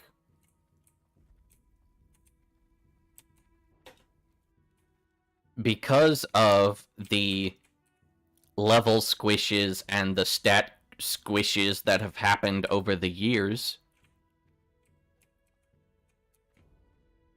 like, before,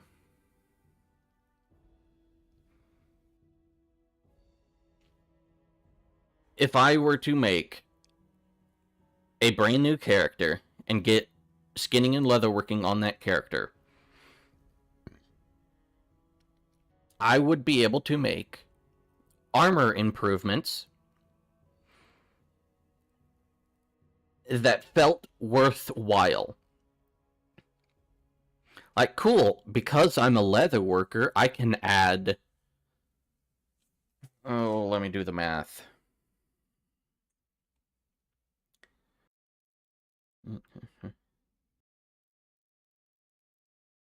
As, like, a level 1 character with skinning and leatherworking,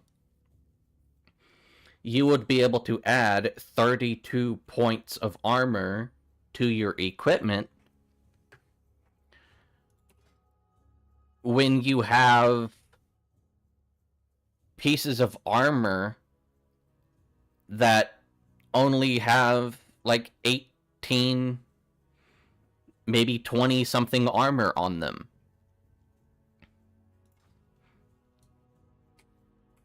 So the 32 armor felt substantial, it felt valuable.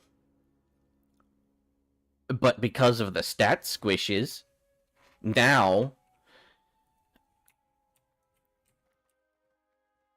the armor kits that you can make with light leather and even medium leather,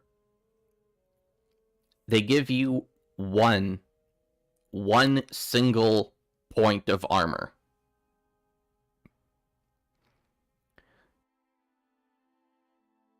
That's worthless. That's useless. 4 points of armor.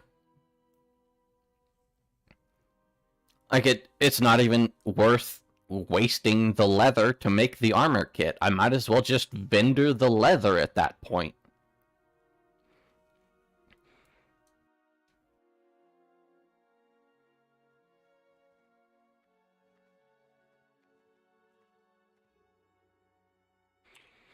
Yeah, I get that. I understand that. But that's not what the game was.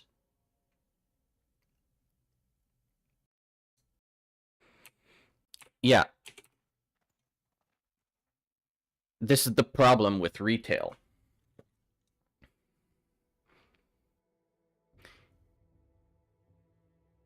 Retail has lost sight of what it was.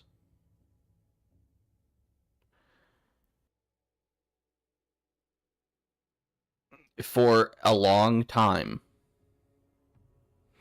World of Warcraft was about the journey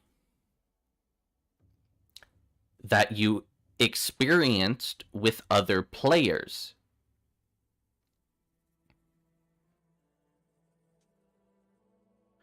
And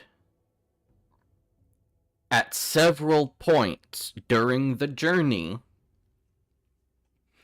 you would encounter challenges in the leveling process that would require you to ask for help.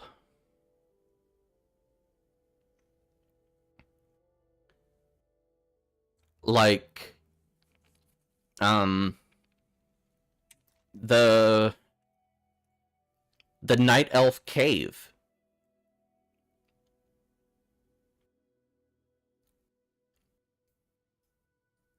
The enemies, it kind of felt like a little dungeon.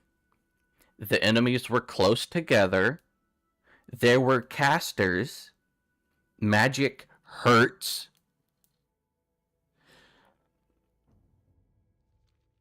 If you're a warrior, maybe ask for help from a healer. Because you kind of needed to.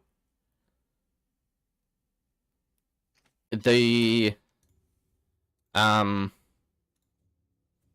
human place in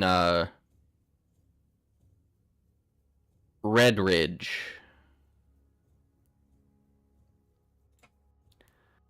Like, over here, there's this, like, castle thing. It's like a level 15-ish area. And it was hard. Like, there were elites in there that you had to kill.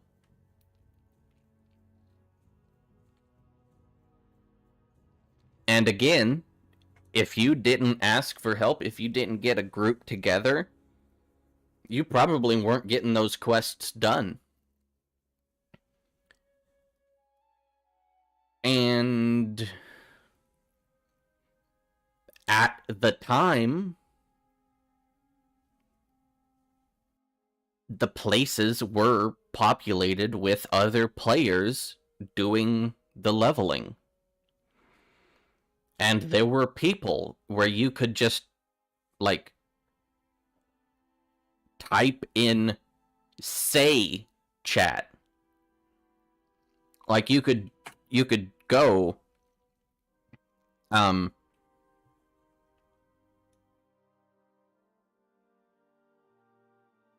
like, you could do, hey, need some help with these quests and blah blah blah. You could put that in, and within 30 seconds you'd probably get group invites. Other people whispering you, hey, I've got those quests too. Let's group up. And that's how grouping worked back then. But now, so much of the leveling up process is a single player game. And it's so much of a single player game that grouping with another person will be to your own detriment, because you will lose a portion of your experience. You can easily solo 99% of the leveling up content outside of dungeons. So you have no incentive to group with people.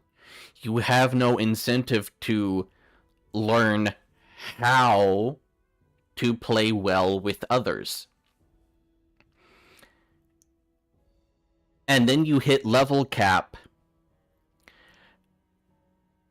and the world around you shatters. I mean, it's like becoming an adult in real life.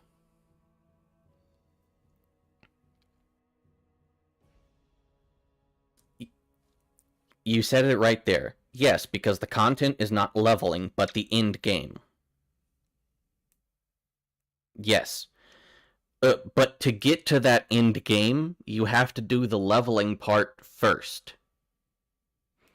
Unless you want to spend real money to get a character boost and just jump to the end game, you have to do the leveling process.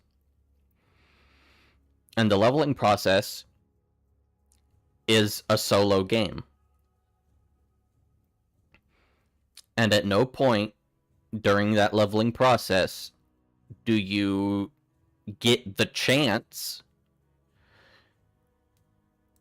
to learn how to play well with others. And then you hit that end game, and it's a brick wall. In order to do the content of end game, you have to play with others. You don't have a choice.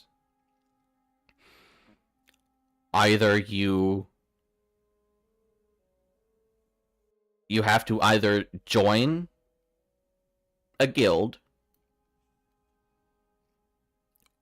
or you have to pug everything.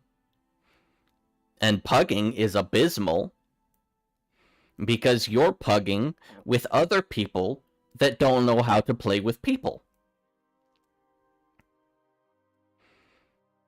If you join a guild,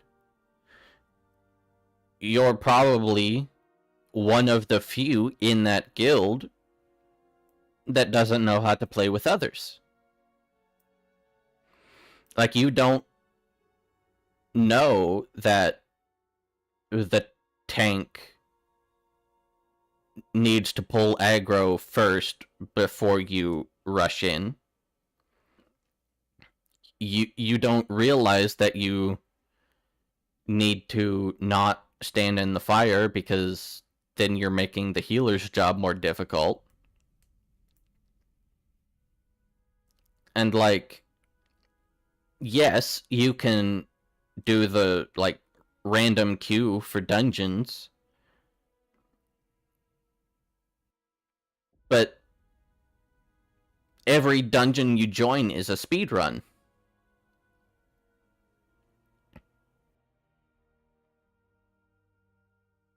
Like, questing takes time. It's kinda slow. queuing for the random dungeons, you get bonus rewards from that. You get bonus XP, bonus gold, bonus gear. So the people that queue for the random dungeons are queuing for the random dungeons specifically to get those bonus rewards. That's what they're there for.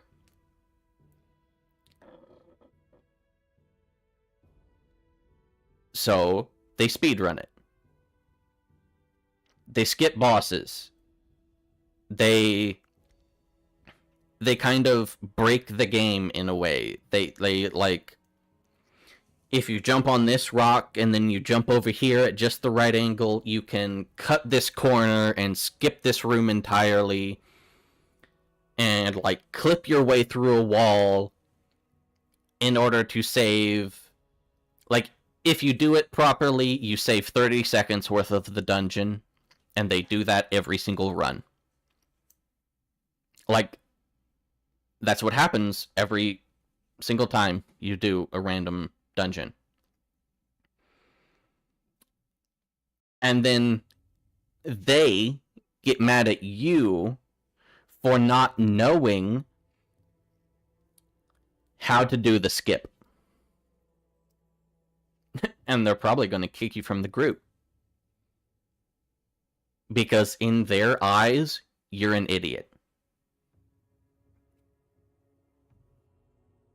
You're the idiot for not watching a YouTube video before joining the random dungeon.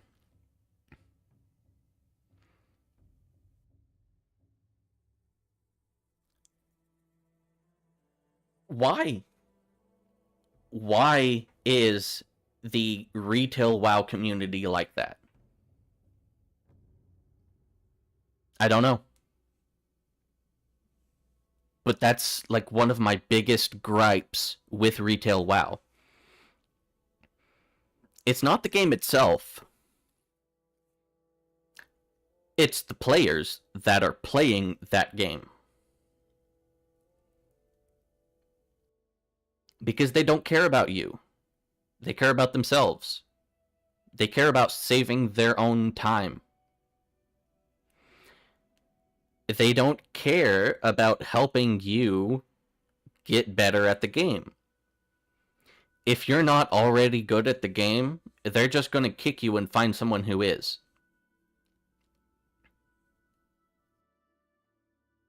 Tell me I'm wrong, because I'm not.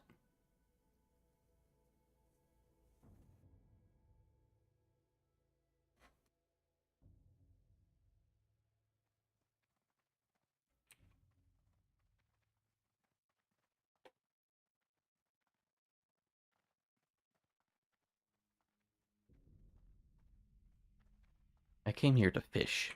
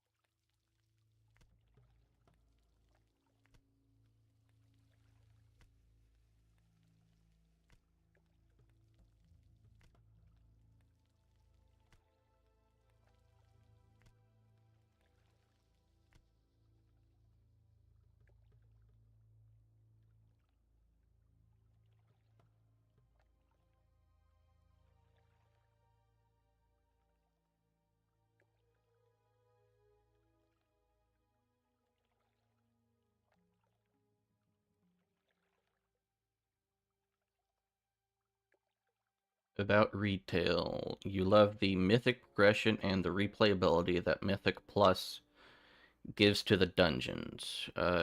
You also like analyzing logs on Warcraft logs. The competitive aspect is really cool in your opinion. I guess we play MMORPG for different reasons.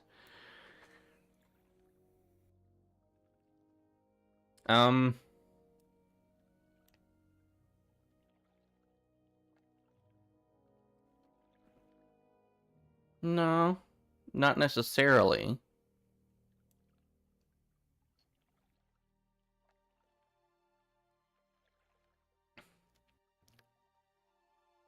I think the point that I'm trying to make is leveling did not used to be a boring slog that you felt forced to go through.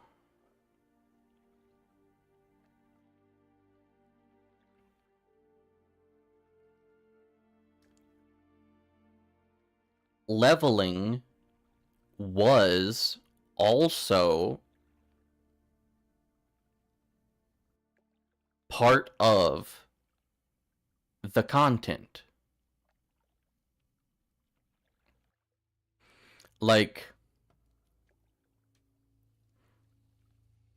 I don't know if you've heard the term altaholic.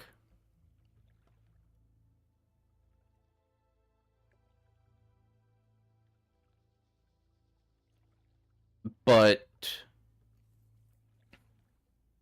I I don't know if it still is,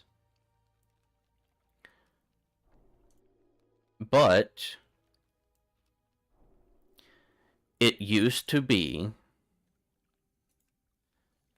that many people would do this.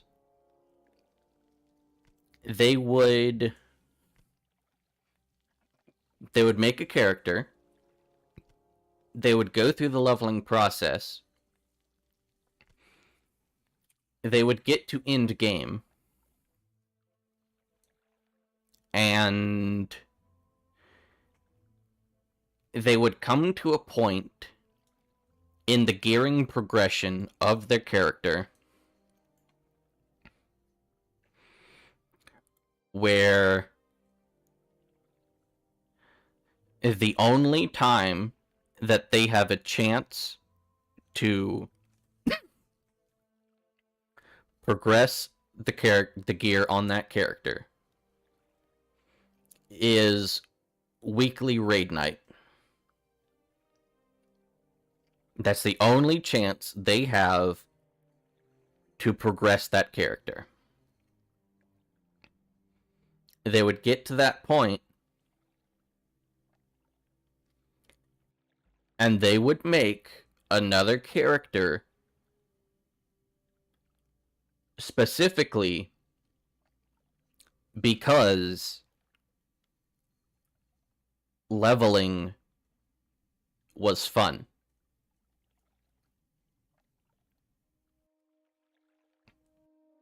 They would make another character to have fun leveling again.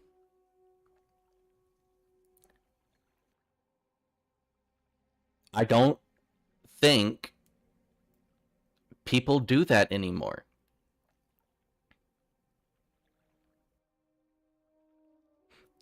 If they do make an alt, it's probably because the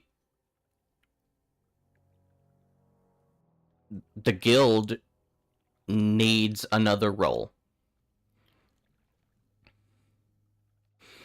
Maybe their main character is a DPS, and the guild has too many DPS right now.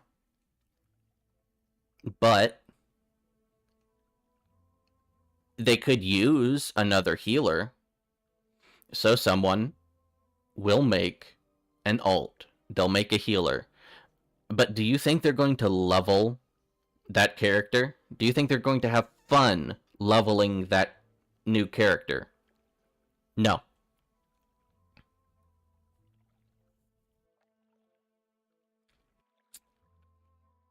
You did your fair share of leveling on vanilla, TBC, and Wrath and completely burn out of it?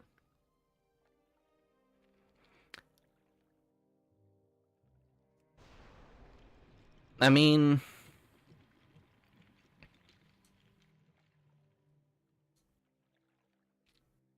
I can see that.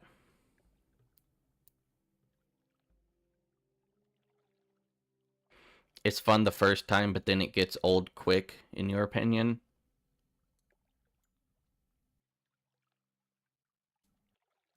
Maybe if you're doing the same zones. If you're doing the same quests each time. I can see that.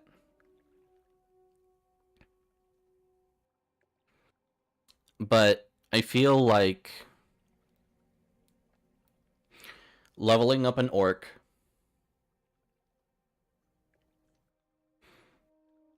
and then leveling up a troll, probably going to feel the same. The starter zone is the same. You're probably going to hit barons again. You're probably going to get, like, spoon-fed the same leveling up trail.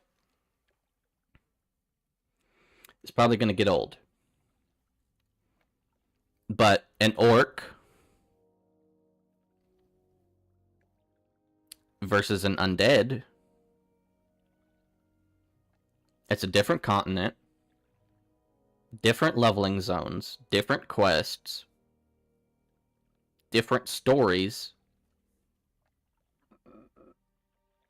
Probably going to be fresh and engaging.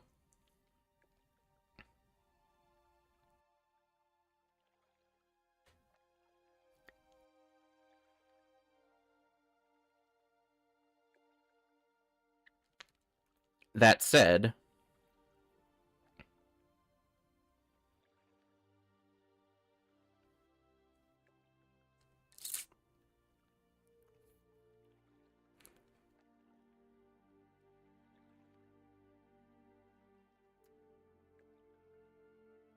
I don't know.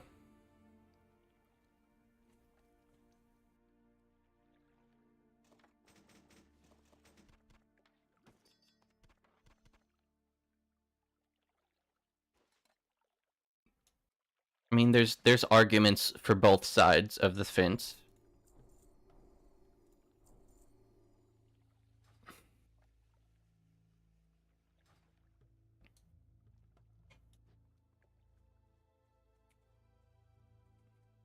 I mean, in both vanilla and retail, if you're doing the same thing each time, it's going to get boring.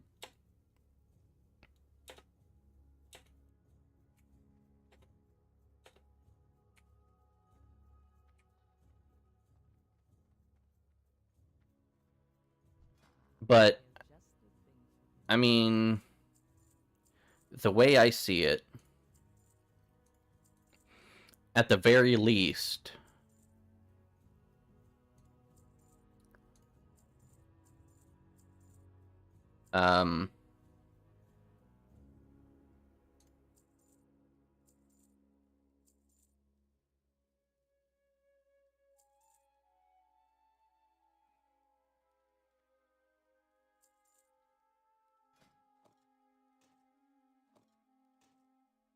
at the very least, with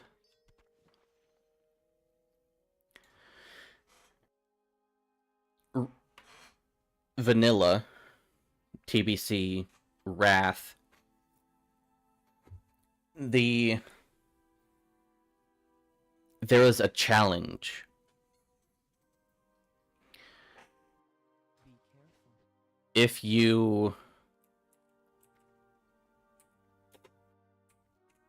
If you could easily get overwhelmed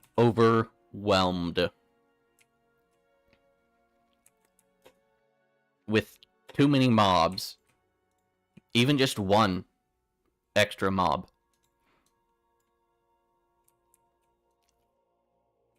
it always felt challenging. And that challenge was part of the fun. Because overcoming that challenge was rewarding. And that kept you engaged during the leveling process. But now, every class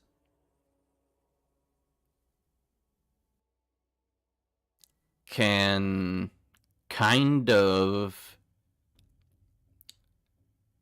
I don't want to say every class is the same, because they're not.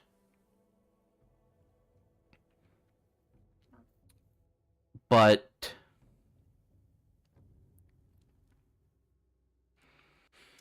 even classes that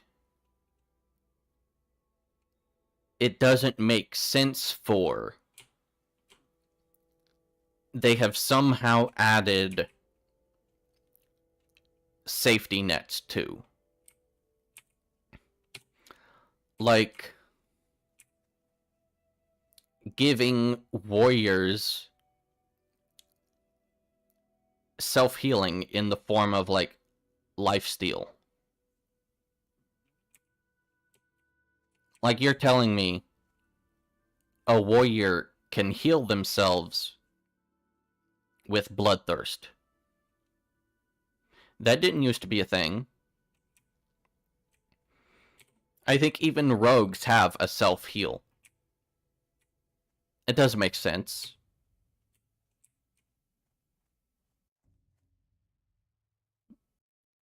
But they did that because the game started to die.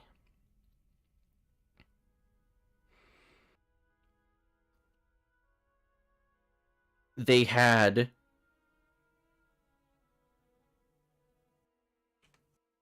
came to a fork in the road. The population of players started to die out. And they hit this fork.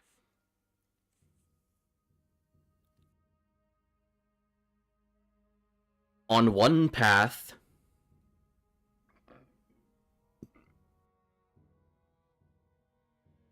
it's called balancing for difficult content.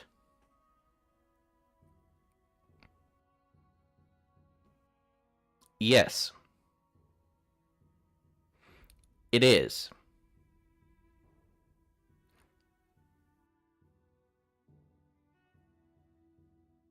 But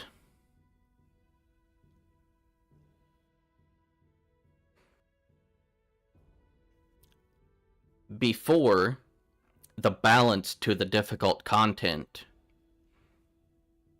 was getting help from other players in this massively multiplayer online role-playing game. Massively multiplayer. So grouping up to do content, that was the balance. If the content is too difficult for you to do by yourself, get help from another player, and together you can do the content. That was the balance. The problem came into being when there weren't any players for you to ask help from.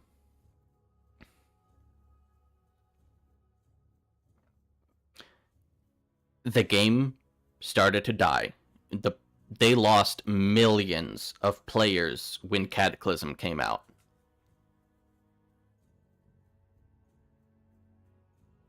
Because when Cataclysm came out, they Deathwing dropped a nuke on the entire world and they redid almost everything. So, the game that players bought and loved was taken from them and replaced with something else. This is no longer the game that they love. They stopped playing it in the millions of players. Those players left and went to private servers.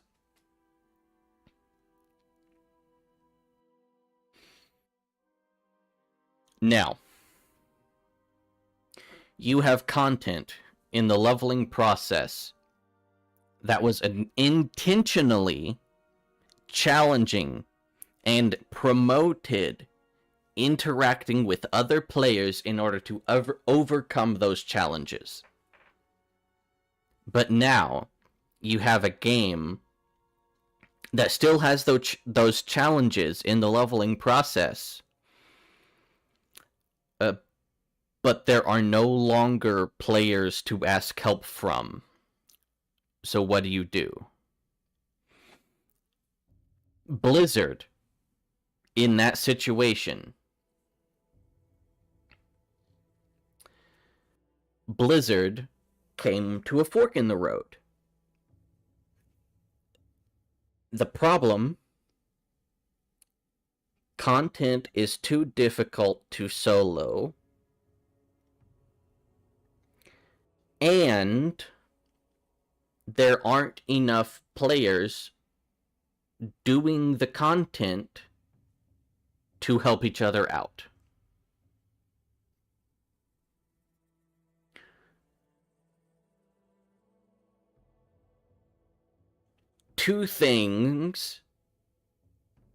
There's two possible outcomes that would fix this problem. Outcome 1, which never happened. Outcome 1, the ideal solution,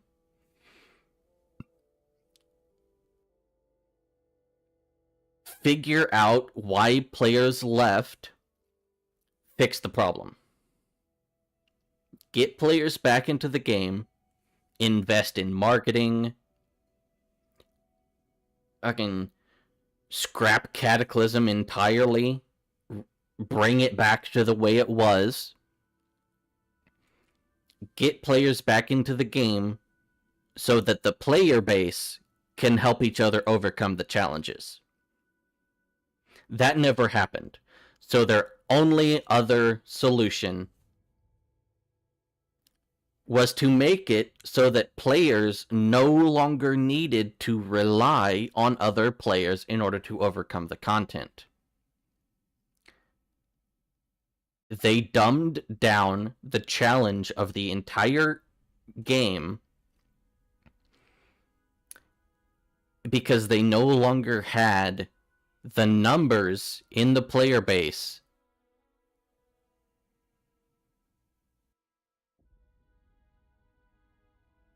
like,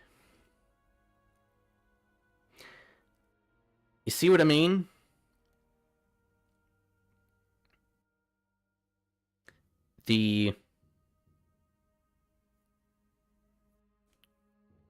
All of the classes got oh shit buttons, or self-healing, or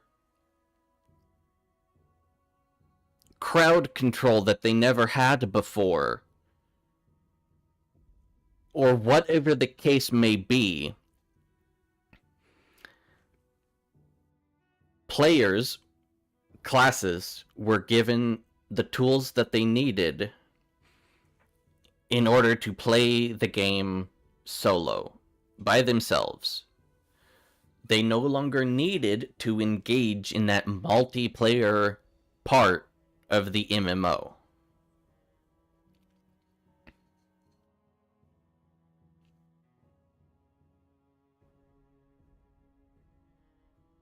And so,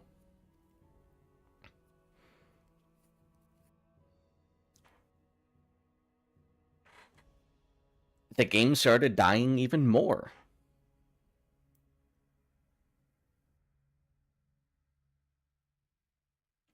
I mean, they had to take away the challenges in the leveling process because there were no players for you to get help from because the game was dying. And then they, in their infinite stupidity, they revamped the talent system. So now, instead of getting a talent point every level, starting at level 10, but every level until level cap, that little carrot on the stick, that little reward for getting to each level, they took that away.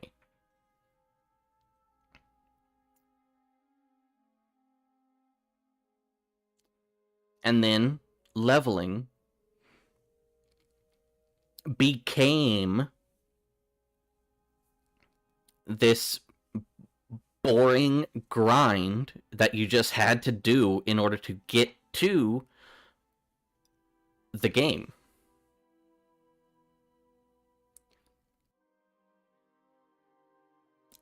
And then you know what they did? Blizzard realized that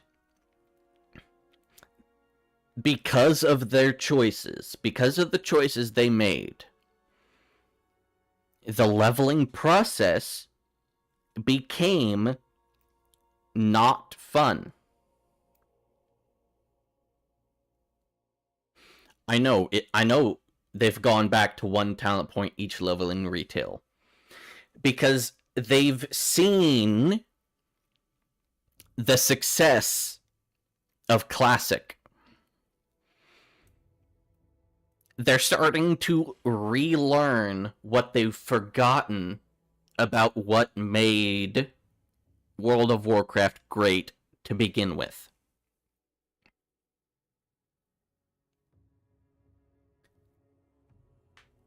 Slowly, retail is starting to regain some of the feel of what it used to be.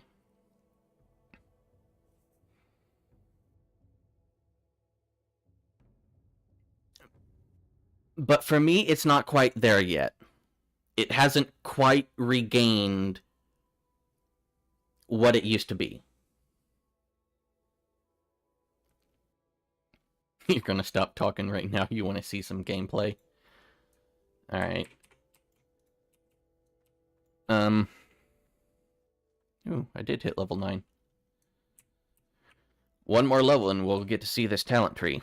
I can tell you, from my experience on other characters on this server, I can tell you the talent tree feels like a carbon copy of the retail talent tree, the current one, where you have like 2 sides to the talent tree.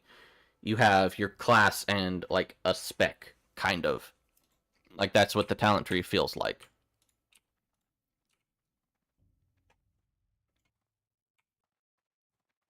And you do get a point every level, sometimes 2 points, 1 for each side of the tree. Like that's the way the talent tree is in this. Which I'm fine with. That talent tree is fine. It has that carrot on a stick for each level.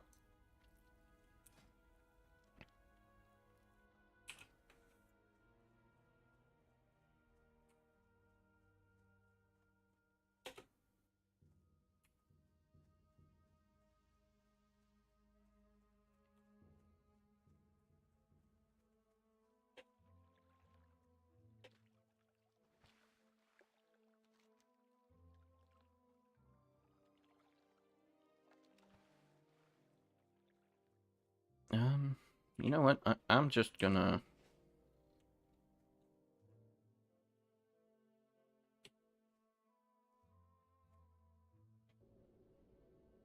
I'm just gonna hearth back to Razor Hill.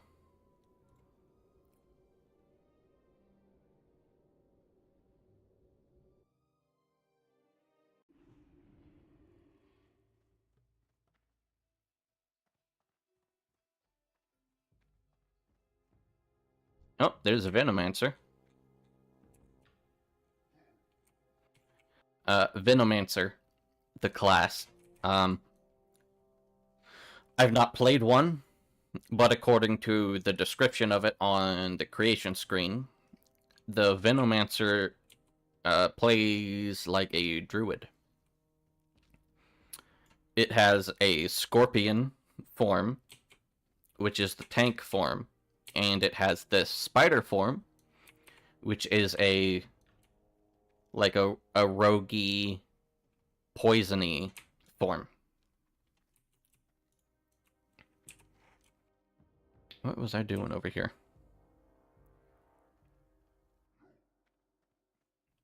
Oh, ba-da-ba.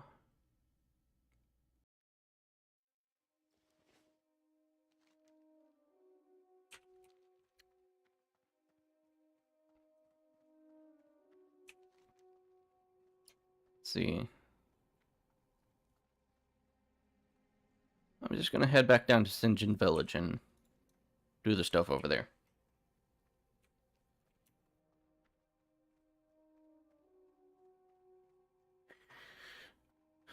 Sorry, I'm gonna try and walk and talk at the same time. I don't know how well that's gonna work with my brain.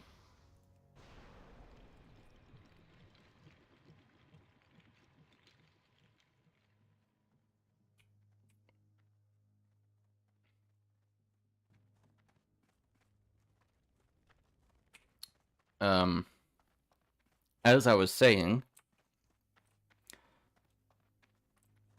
when Blizzard realized that the leveling process had gotten to the point where it really wasn't fun anymore, and players felt like the leveling process was just a boring slog that you had to get through to get to the end game, and the end game was where the content was.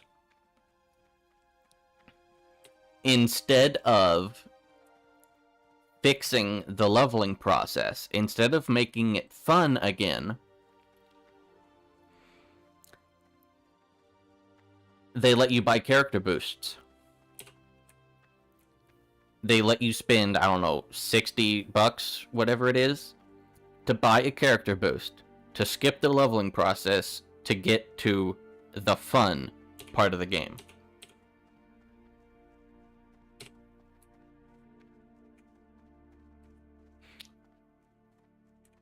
And when the older players, like myself, realized that there was no hope left, like Blizzard had gone off the deep end into insanity,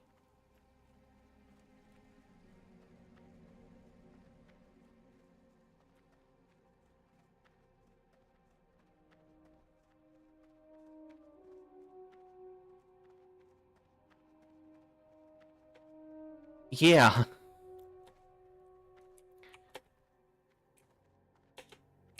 But the problem is,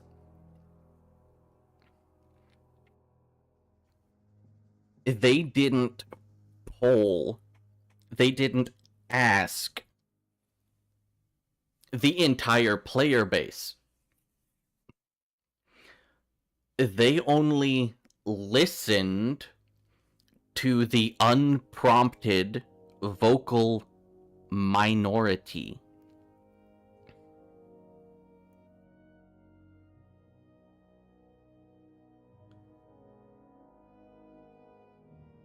That was the problem.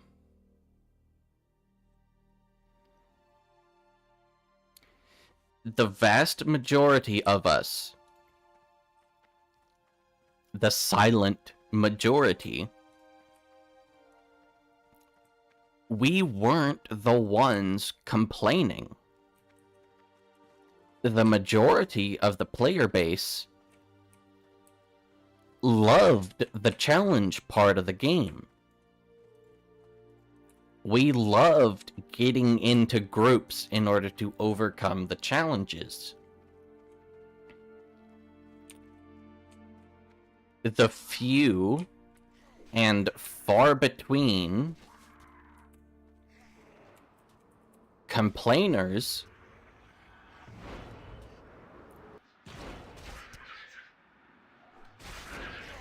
they like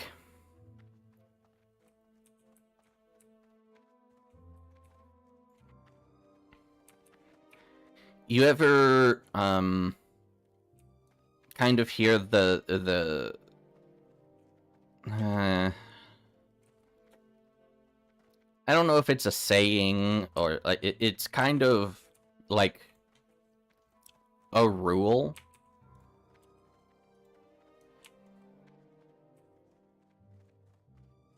Like, there will always be those few who you can never please. You know, the ones that will go to a fancy restaurant and even when the waiter gets their order perfectly, is coming around and always getting new drinks for the table, and the food is cooked perfectly. Like, there is nothing wrong with this experience. They will still bitch and moan and complain about something. Even if it's a lie. Like, they'll complain about the smell or the atmosphere. They'll find something to complain about.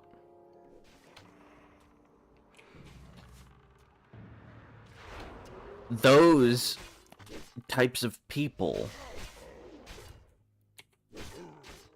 are the ones that were getting on the ones that were going out of their way to log on to the forums and complain about shit. 95% of the player base were playing the game and having fun with the game as it existed. We weren't complaining about stuff on the forums.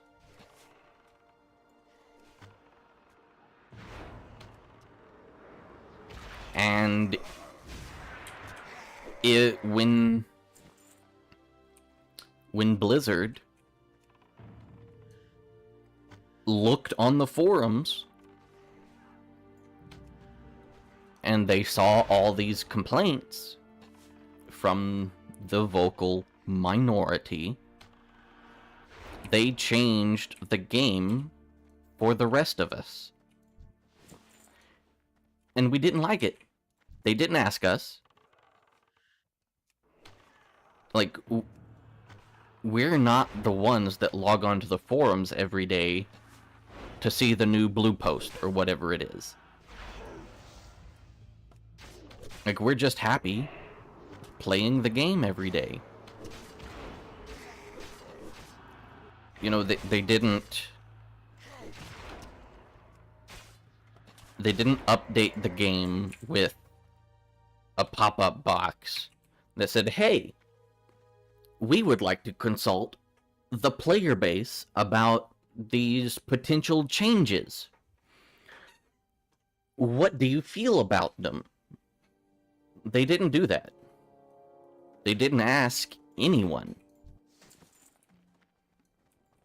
they just saw the complaints of the vocal minority on the forums and made sweeping changes to the entire game that the rest of us did not like. And I don't know why they didn't have the insight to see the flaw in that logic. But they didn't apparently, because they did those things.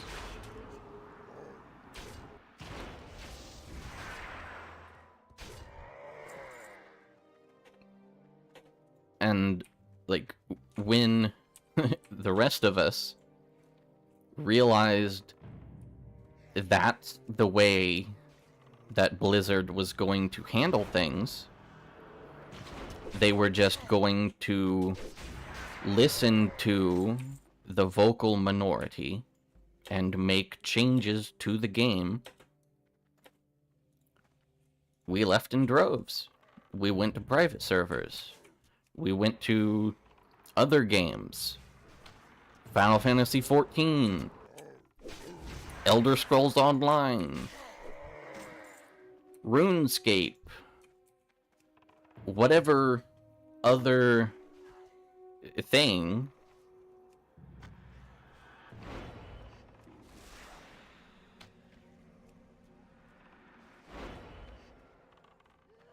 the player base that used to exist left in droves, and the majority of the people that still play the game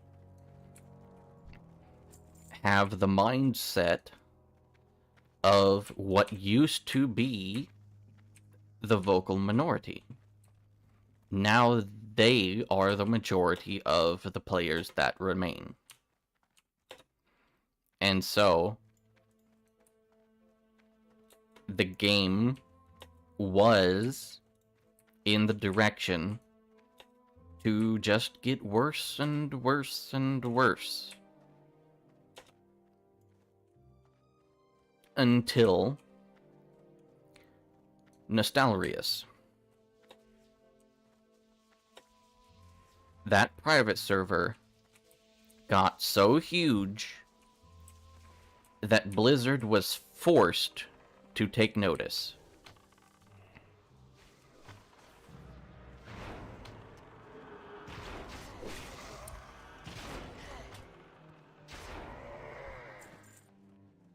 Blizzard was forced to take notice of the people that wanted to experience the older version of the game.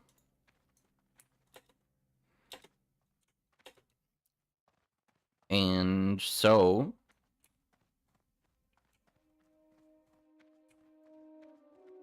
Activision Blizzard realized that this private server community thing has a potential to be a large number of paying customers. The population of retail WoW had been declining so much that they stopped publicizing the numbers. It used to be, back in the day, Blizzard would publicize their, like, active users. Their, how many subscriptions they had.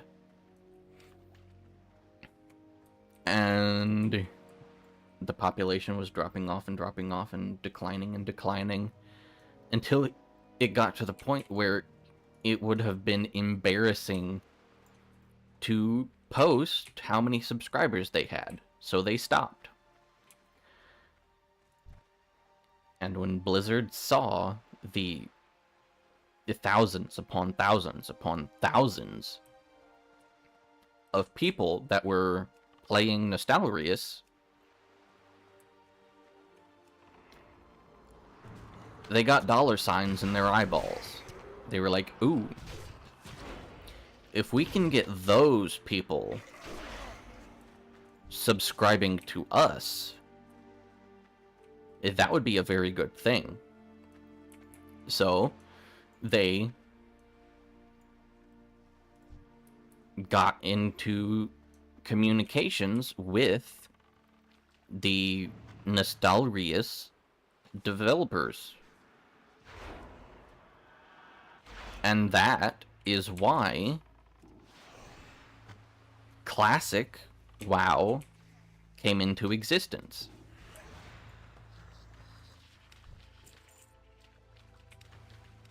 They...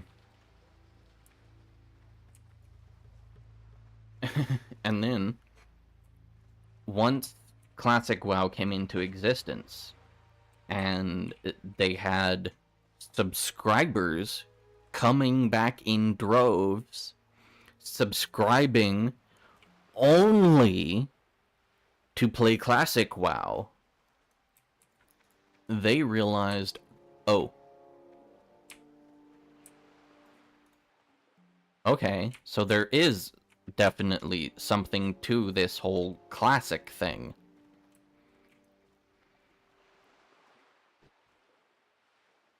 And they started to realize, well, this Classic thing is only going to last until the end of Wrath of the Lich King. Because Cataclysm was the original nail in the coffin. Like, we can't progress Classic into Cataclysm. We'll lose everyone again. And what has happened? Retail was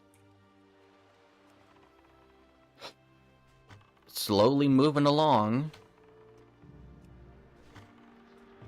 on the train track it was on, while Classic was chugging along with full steam. Vanilla, then Burning Crusade, and then Wrath of the Lich King. And now that Classic is coming to the end of what Wrath of the Lich King has to offer, we're starting to see changes in retail that make it that it's starting to get a vanilla-esque feeling. We're starting to see, you know, the talent tree change and other little changes to vanilla, which are starting to bring it back on track to capture that feeling that vanilla WoW has. And hopefully, it keeps doing that.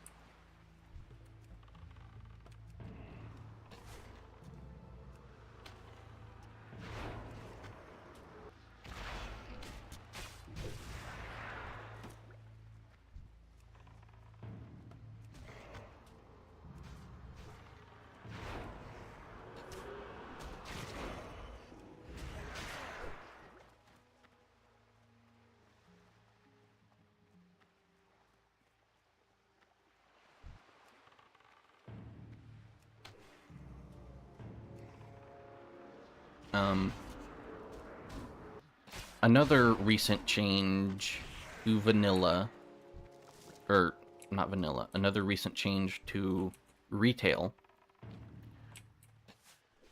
to try and aid in making the level up process more fun and engaging is they added a bunch of recipes to the old professions.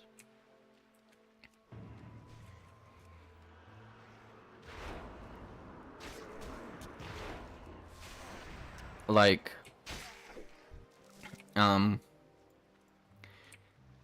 if you were a hunter or a shaman leveling up in vanilla,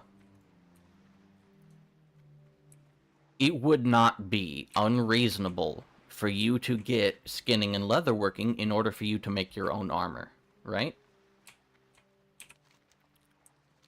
Because at the time, hunters and shamans, when they created their character, they had access to leather armor.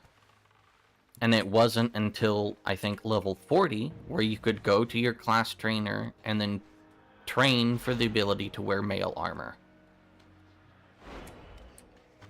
And at the early levels of leatherworking, obviously, you made leather gear. At the higher levels of leatherworking, to roughly coincide when hunters and shamans got the ability to wear mail, then leatherworking can also make mail gear. However, recently, they've changed it to where those classes that used to start wearing one tier of armor and then later could purchase the ability to wear a higher tier, like warriors and paladins and hunters and shamans. Hunters and shamans started with leather and then went to mail. Warriors and paladins started with mail and went to plate. They changed it, so now instead of starting with that lower tier and then moving up to the higher tier, they just start at level 1 being able to wear the higher tier.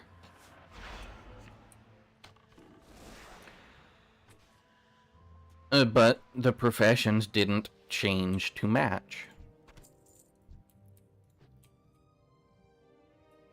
And that was a problem. Because if a shaman or a hunter starting out wants to be able to make their own mail armor, they would have to get blacksmithing, because blacksmithing started at the mail tier of armor. But the problem with that is the gear that blacksmiths can make, that gear did not have stats to match the hunter or shaman stat requirements. That was kind of a major problem for quite a while. And to fix that, Blizzard has finally gone back and added recipes that never existed before to leatherworking, so that hunters and shamans can make their own mail and stat appropriate gear from level 1.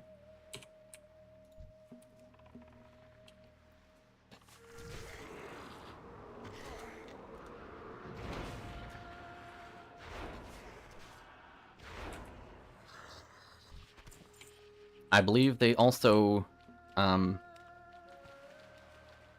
changed the blacksmithing stuff to so that you're making plate armor from the get-go.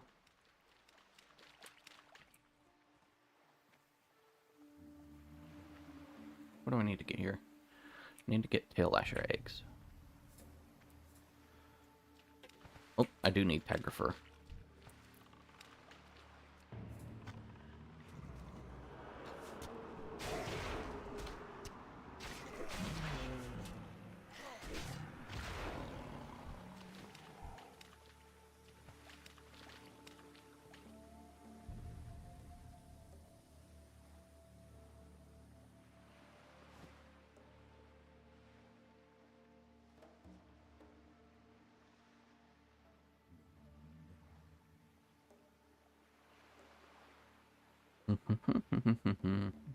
Finally gonna do some disenchanting.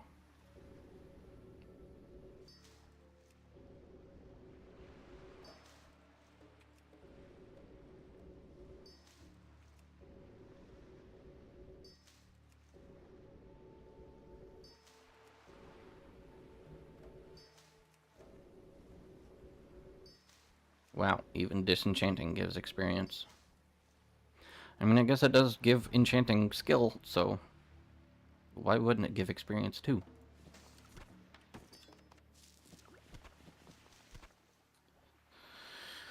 Now I can make my rod.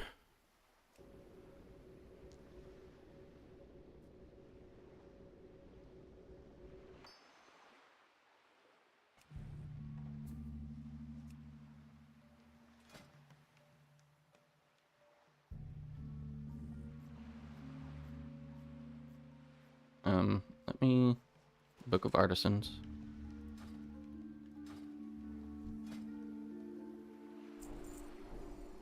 Okay.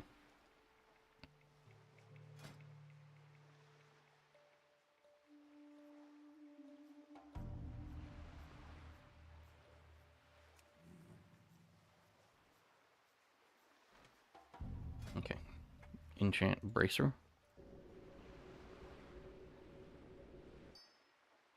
Enchant Chest.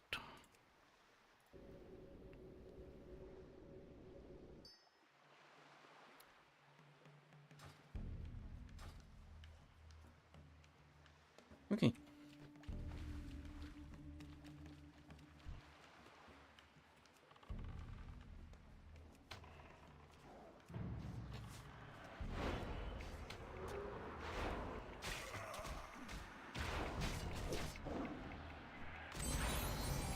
Oh. Hehe, level 10. Alright, what spec? Let's see, Death is casting damage dealer. Complexity normal. Spread foul plagues upon enemies to wither them over time. Sample spells. Death Necromancer allows the periodic damage done by Necromancer diseases to critically strike and causes Putrefy to apply Crypt Plague. Crypt Plague. After 18 seconds, the target explodes, causing 5 to 6 plague damage to nearby enemies. Reapplications add a stack, but do not refresh the duration. If the target dies, the explosion occurs early. Expunge.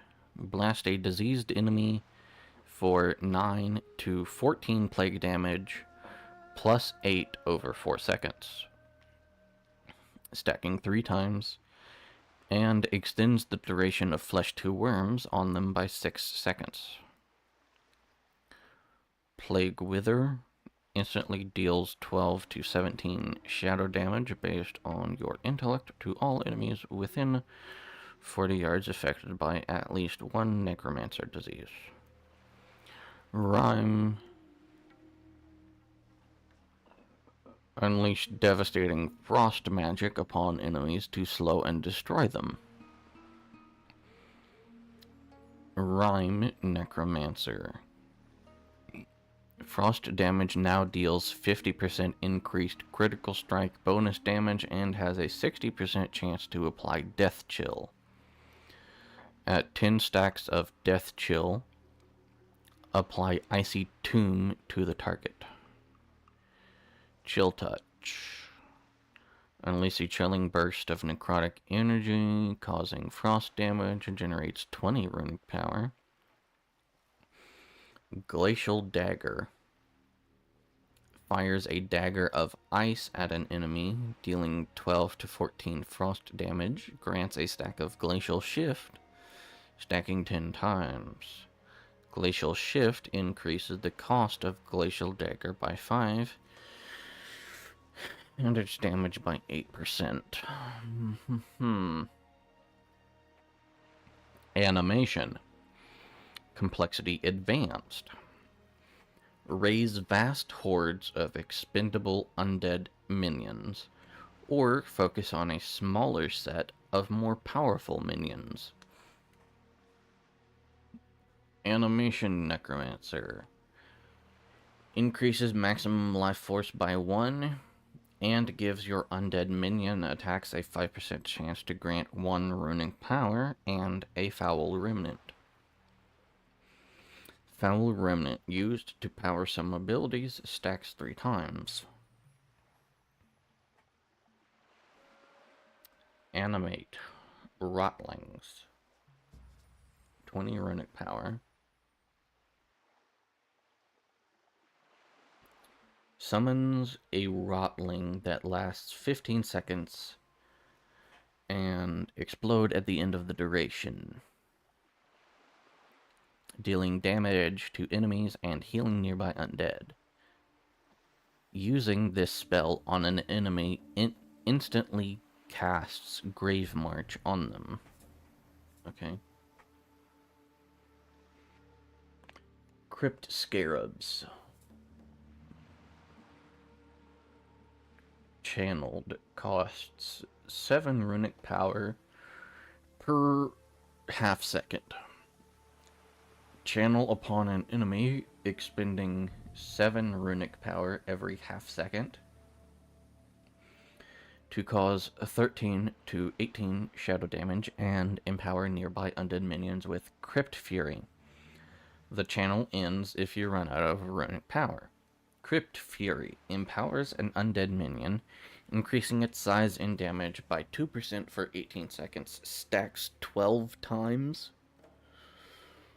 Oh lord. Okay. Interesting. I think animation sounds the most fun. Activate these talents.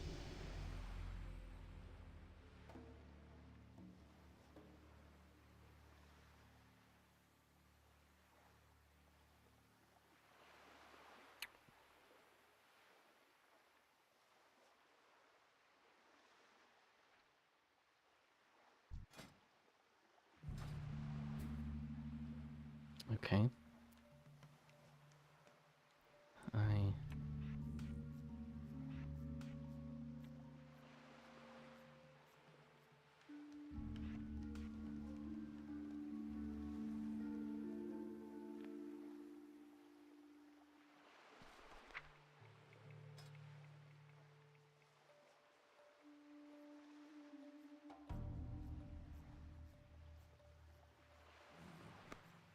Okay.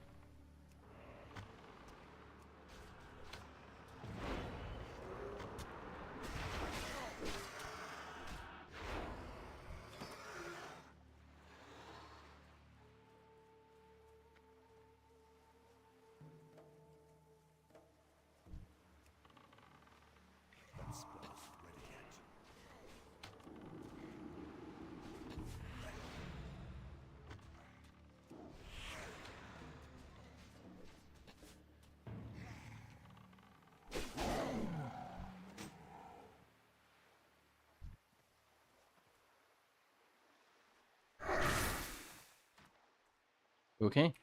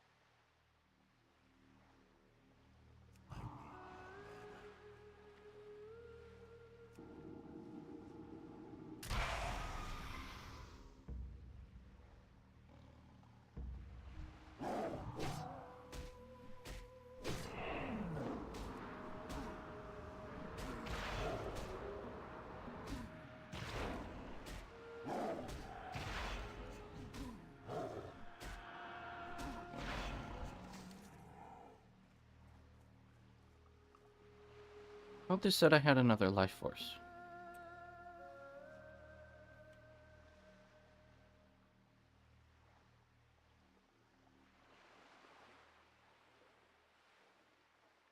Ah. Must be level 11, I get that.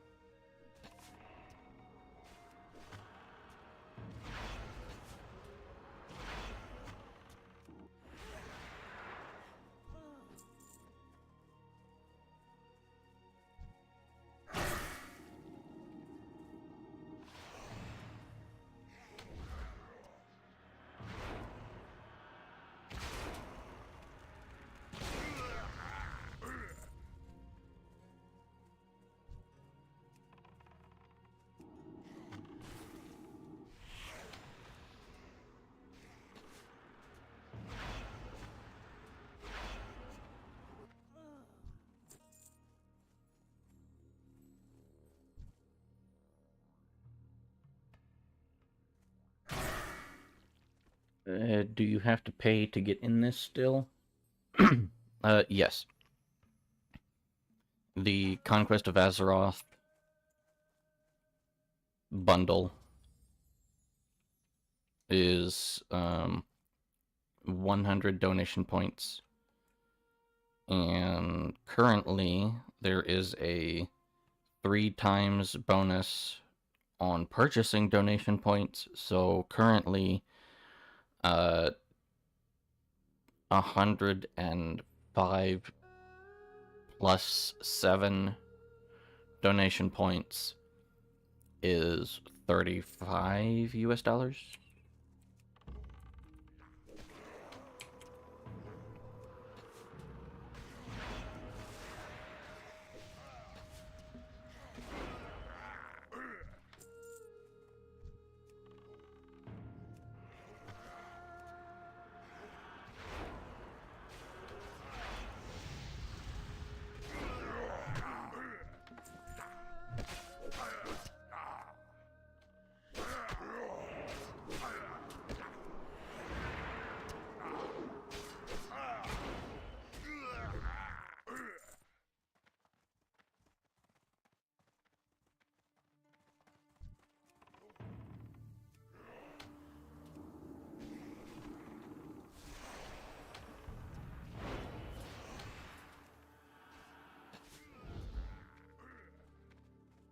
Inventory is full. Oh.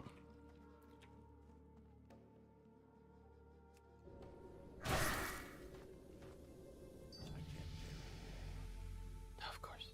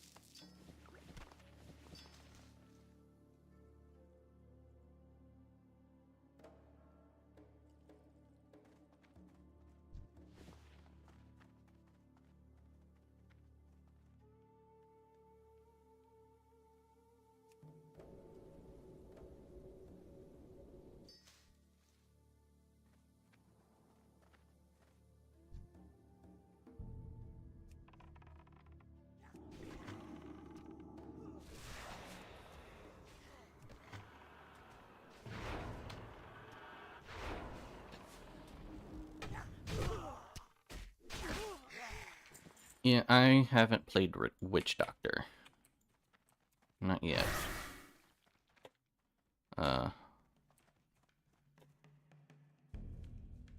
I've dabbled in Reaper, Cultist,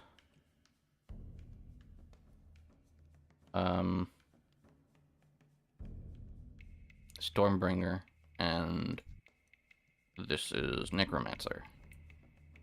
I have not gotten very far in any of them yet.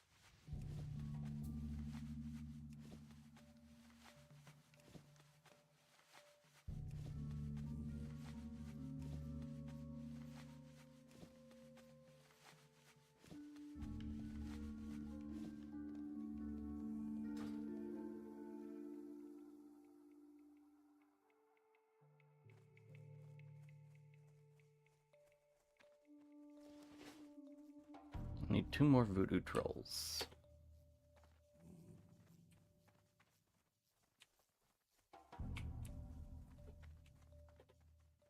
Oh, I'm level 11. Animation Necromancer. Increases maximum life force by 1 and gives your undead minion attacks a 5% chance to grant 1 runic power. And a Foul Remnant. Foul Remnant is used to power some abilities stacks 3 times.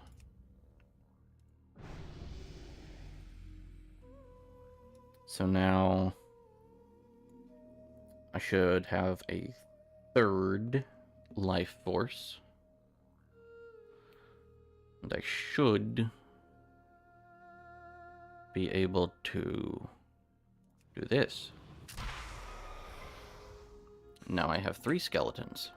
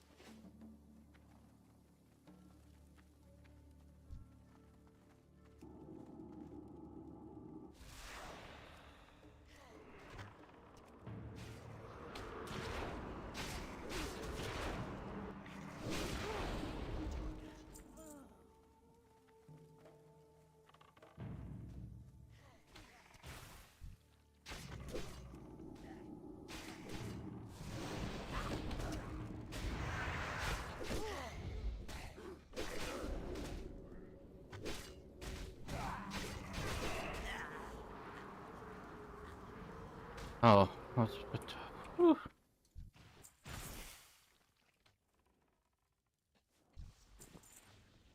Wait. Oh.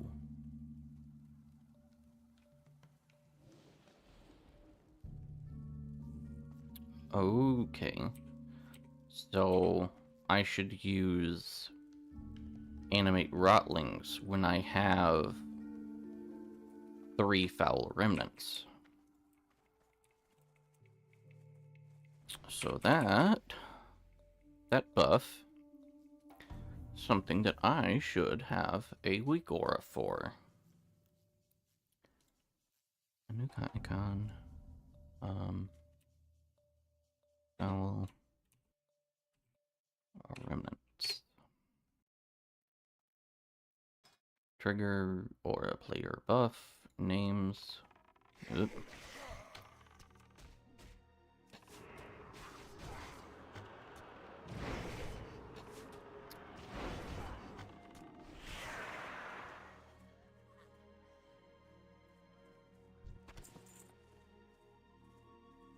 Okay. Aura player buff. Names. Foul remnant. Okay. Display. Da, da, da.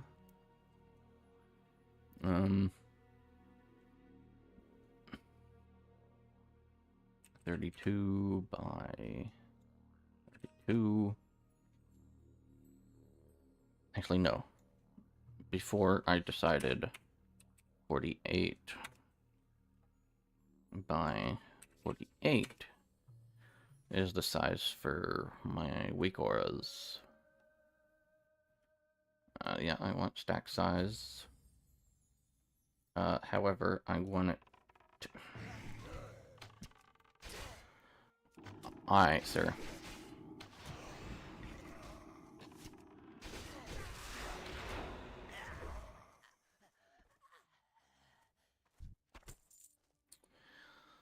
I want it anchored to Rain's center.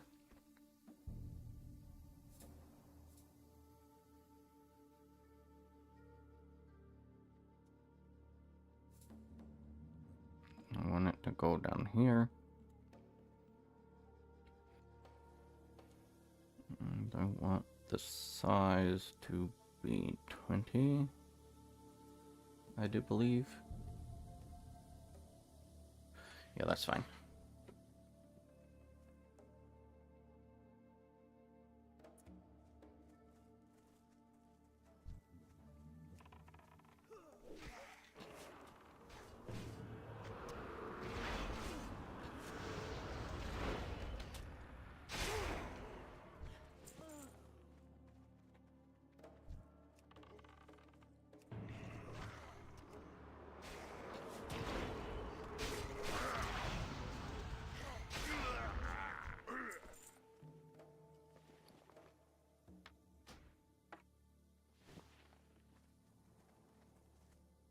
However,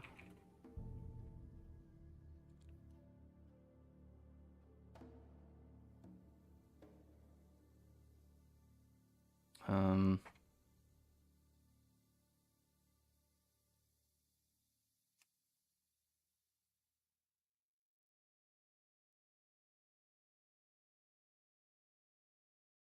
uh,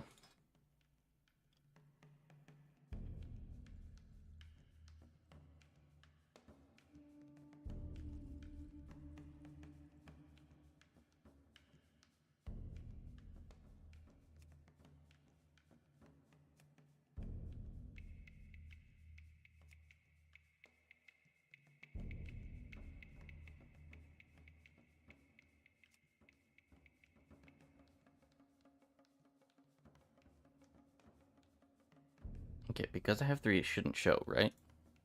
Yeah.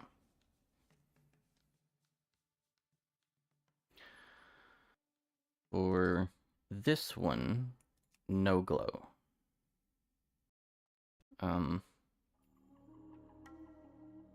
Copy.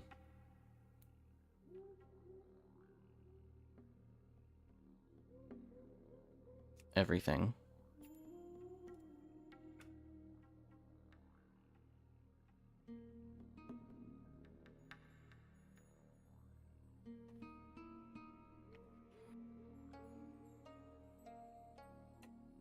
Max remnants. Paste settings.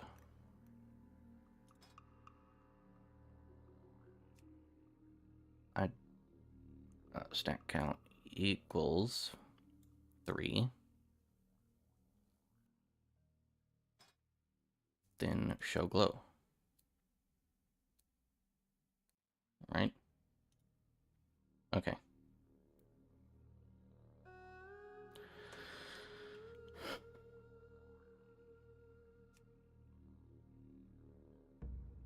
Ooh.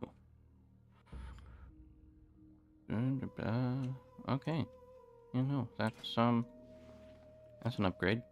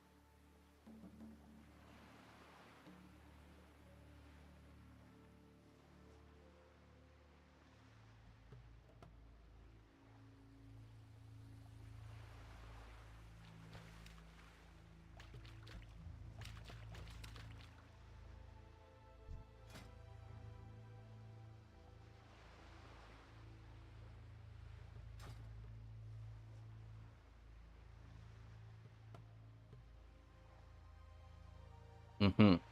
Okay. So, that's silly. According to the code, the level requirement in order to buy rank 2 of Crypt Scarabs is level 8.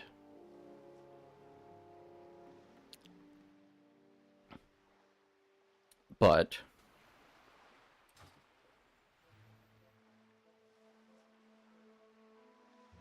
in order to get Crypt Scarabs, you have to get the talent point,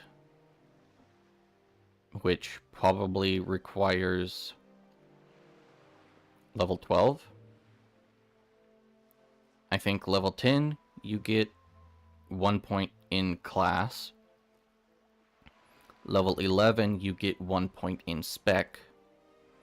And I believe level 12, you get 1 point in each. So...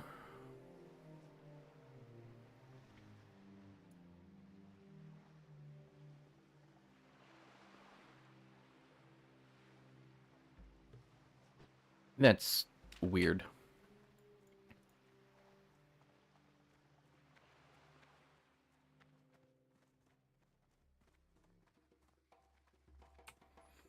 In order to get rank 1 of Crypt Scarabs, you are required to be a higher level than is required in order to get rank 2. You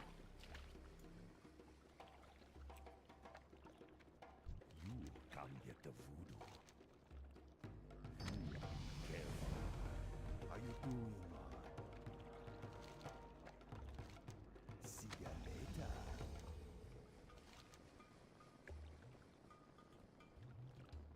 Be seeing ya.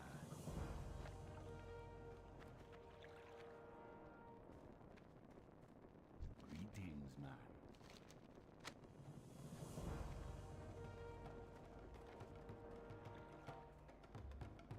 Oh, no. Must be level 13. I do have 1 point in Necromancer, though. Where do I want to put that?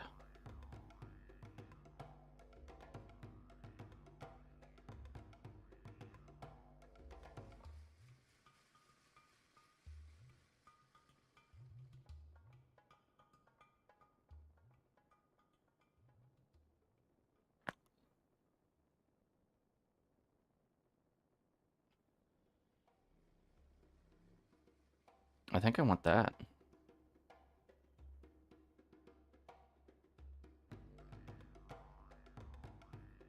Or...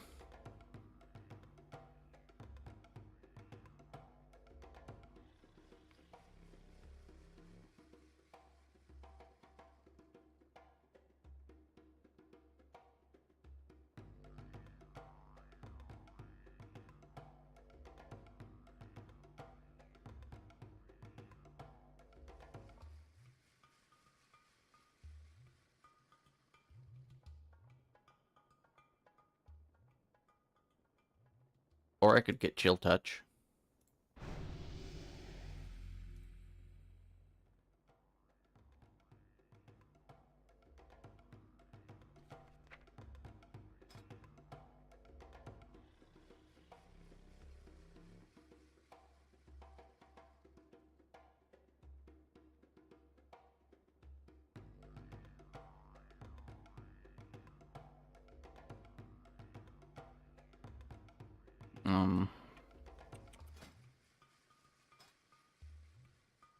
Let me copy this macro.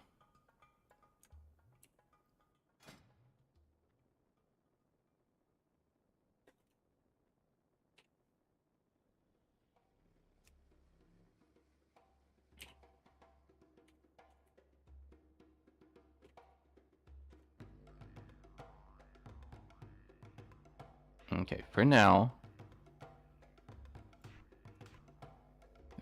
Chill Touch is going to replace my Putrefy.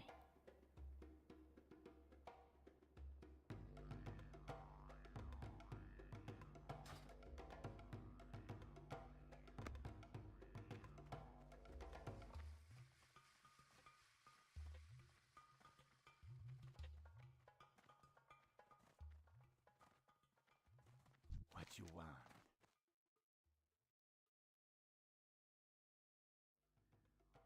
Be seeing ya.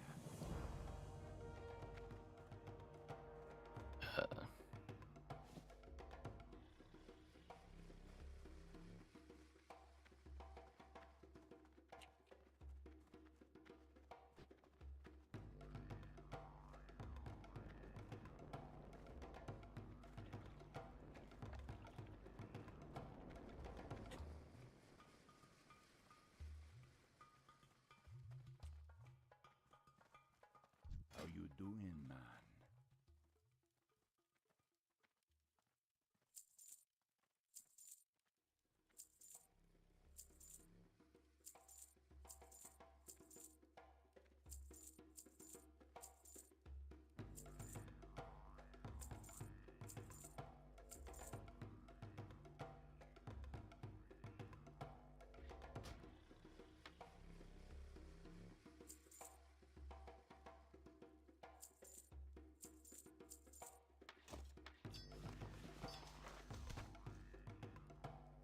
Stay away from the voodoo. I'm gonna do one last thing.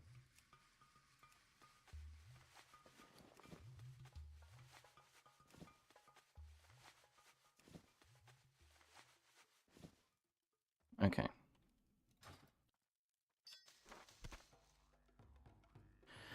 Unfortunately, I have real life obligations I need to take care of. So this will have to do it for now. See y'all later.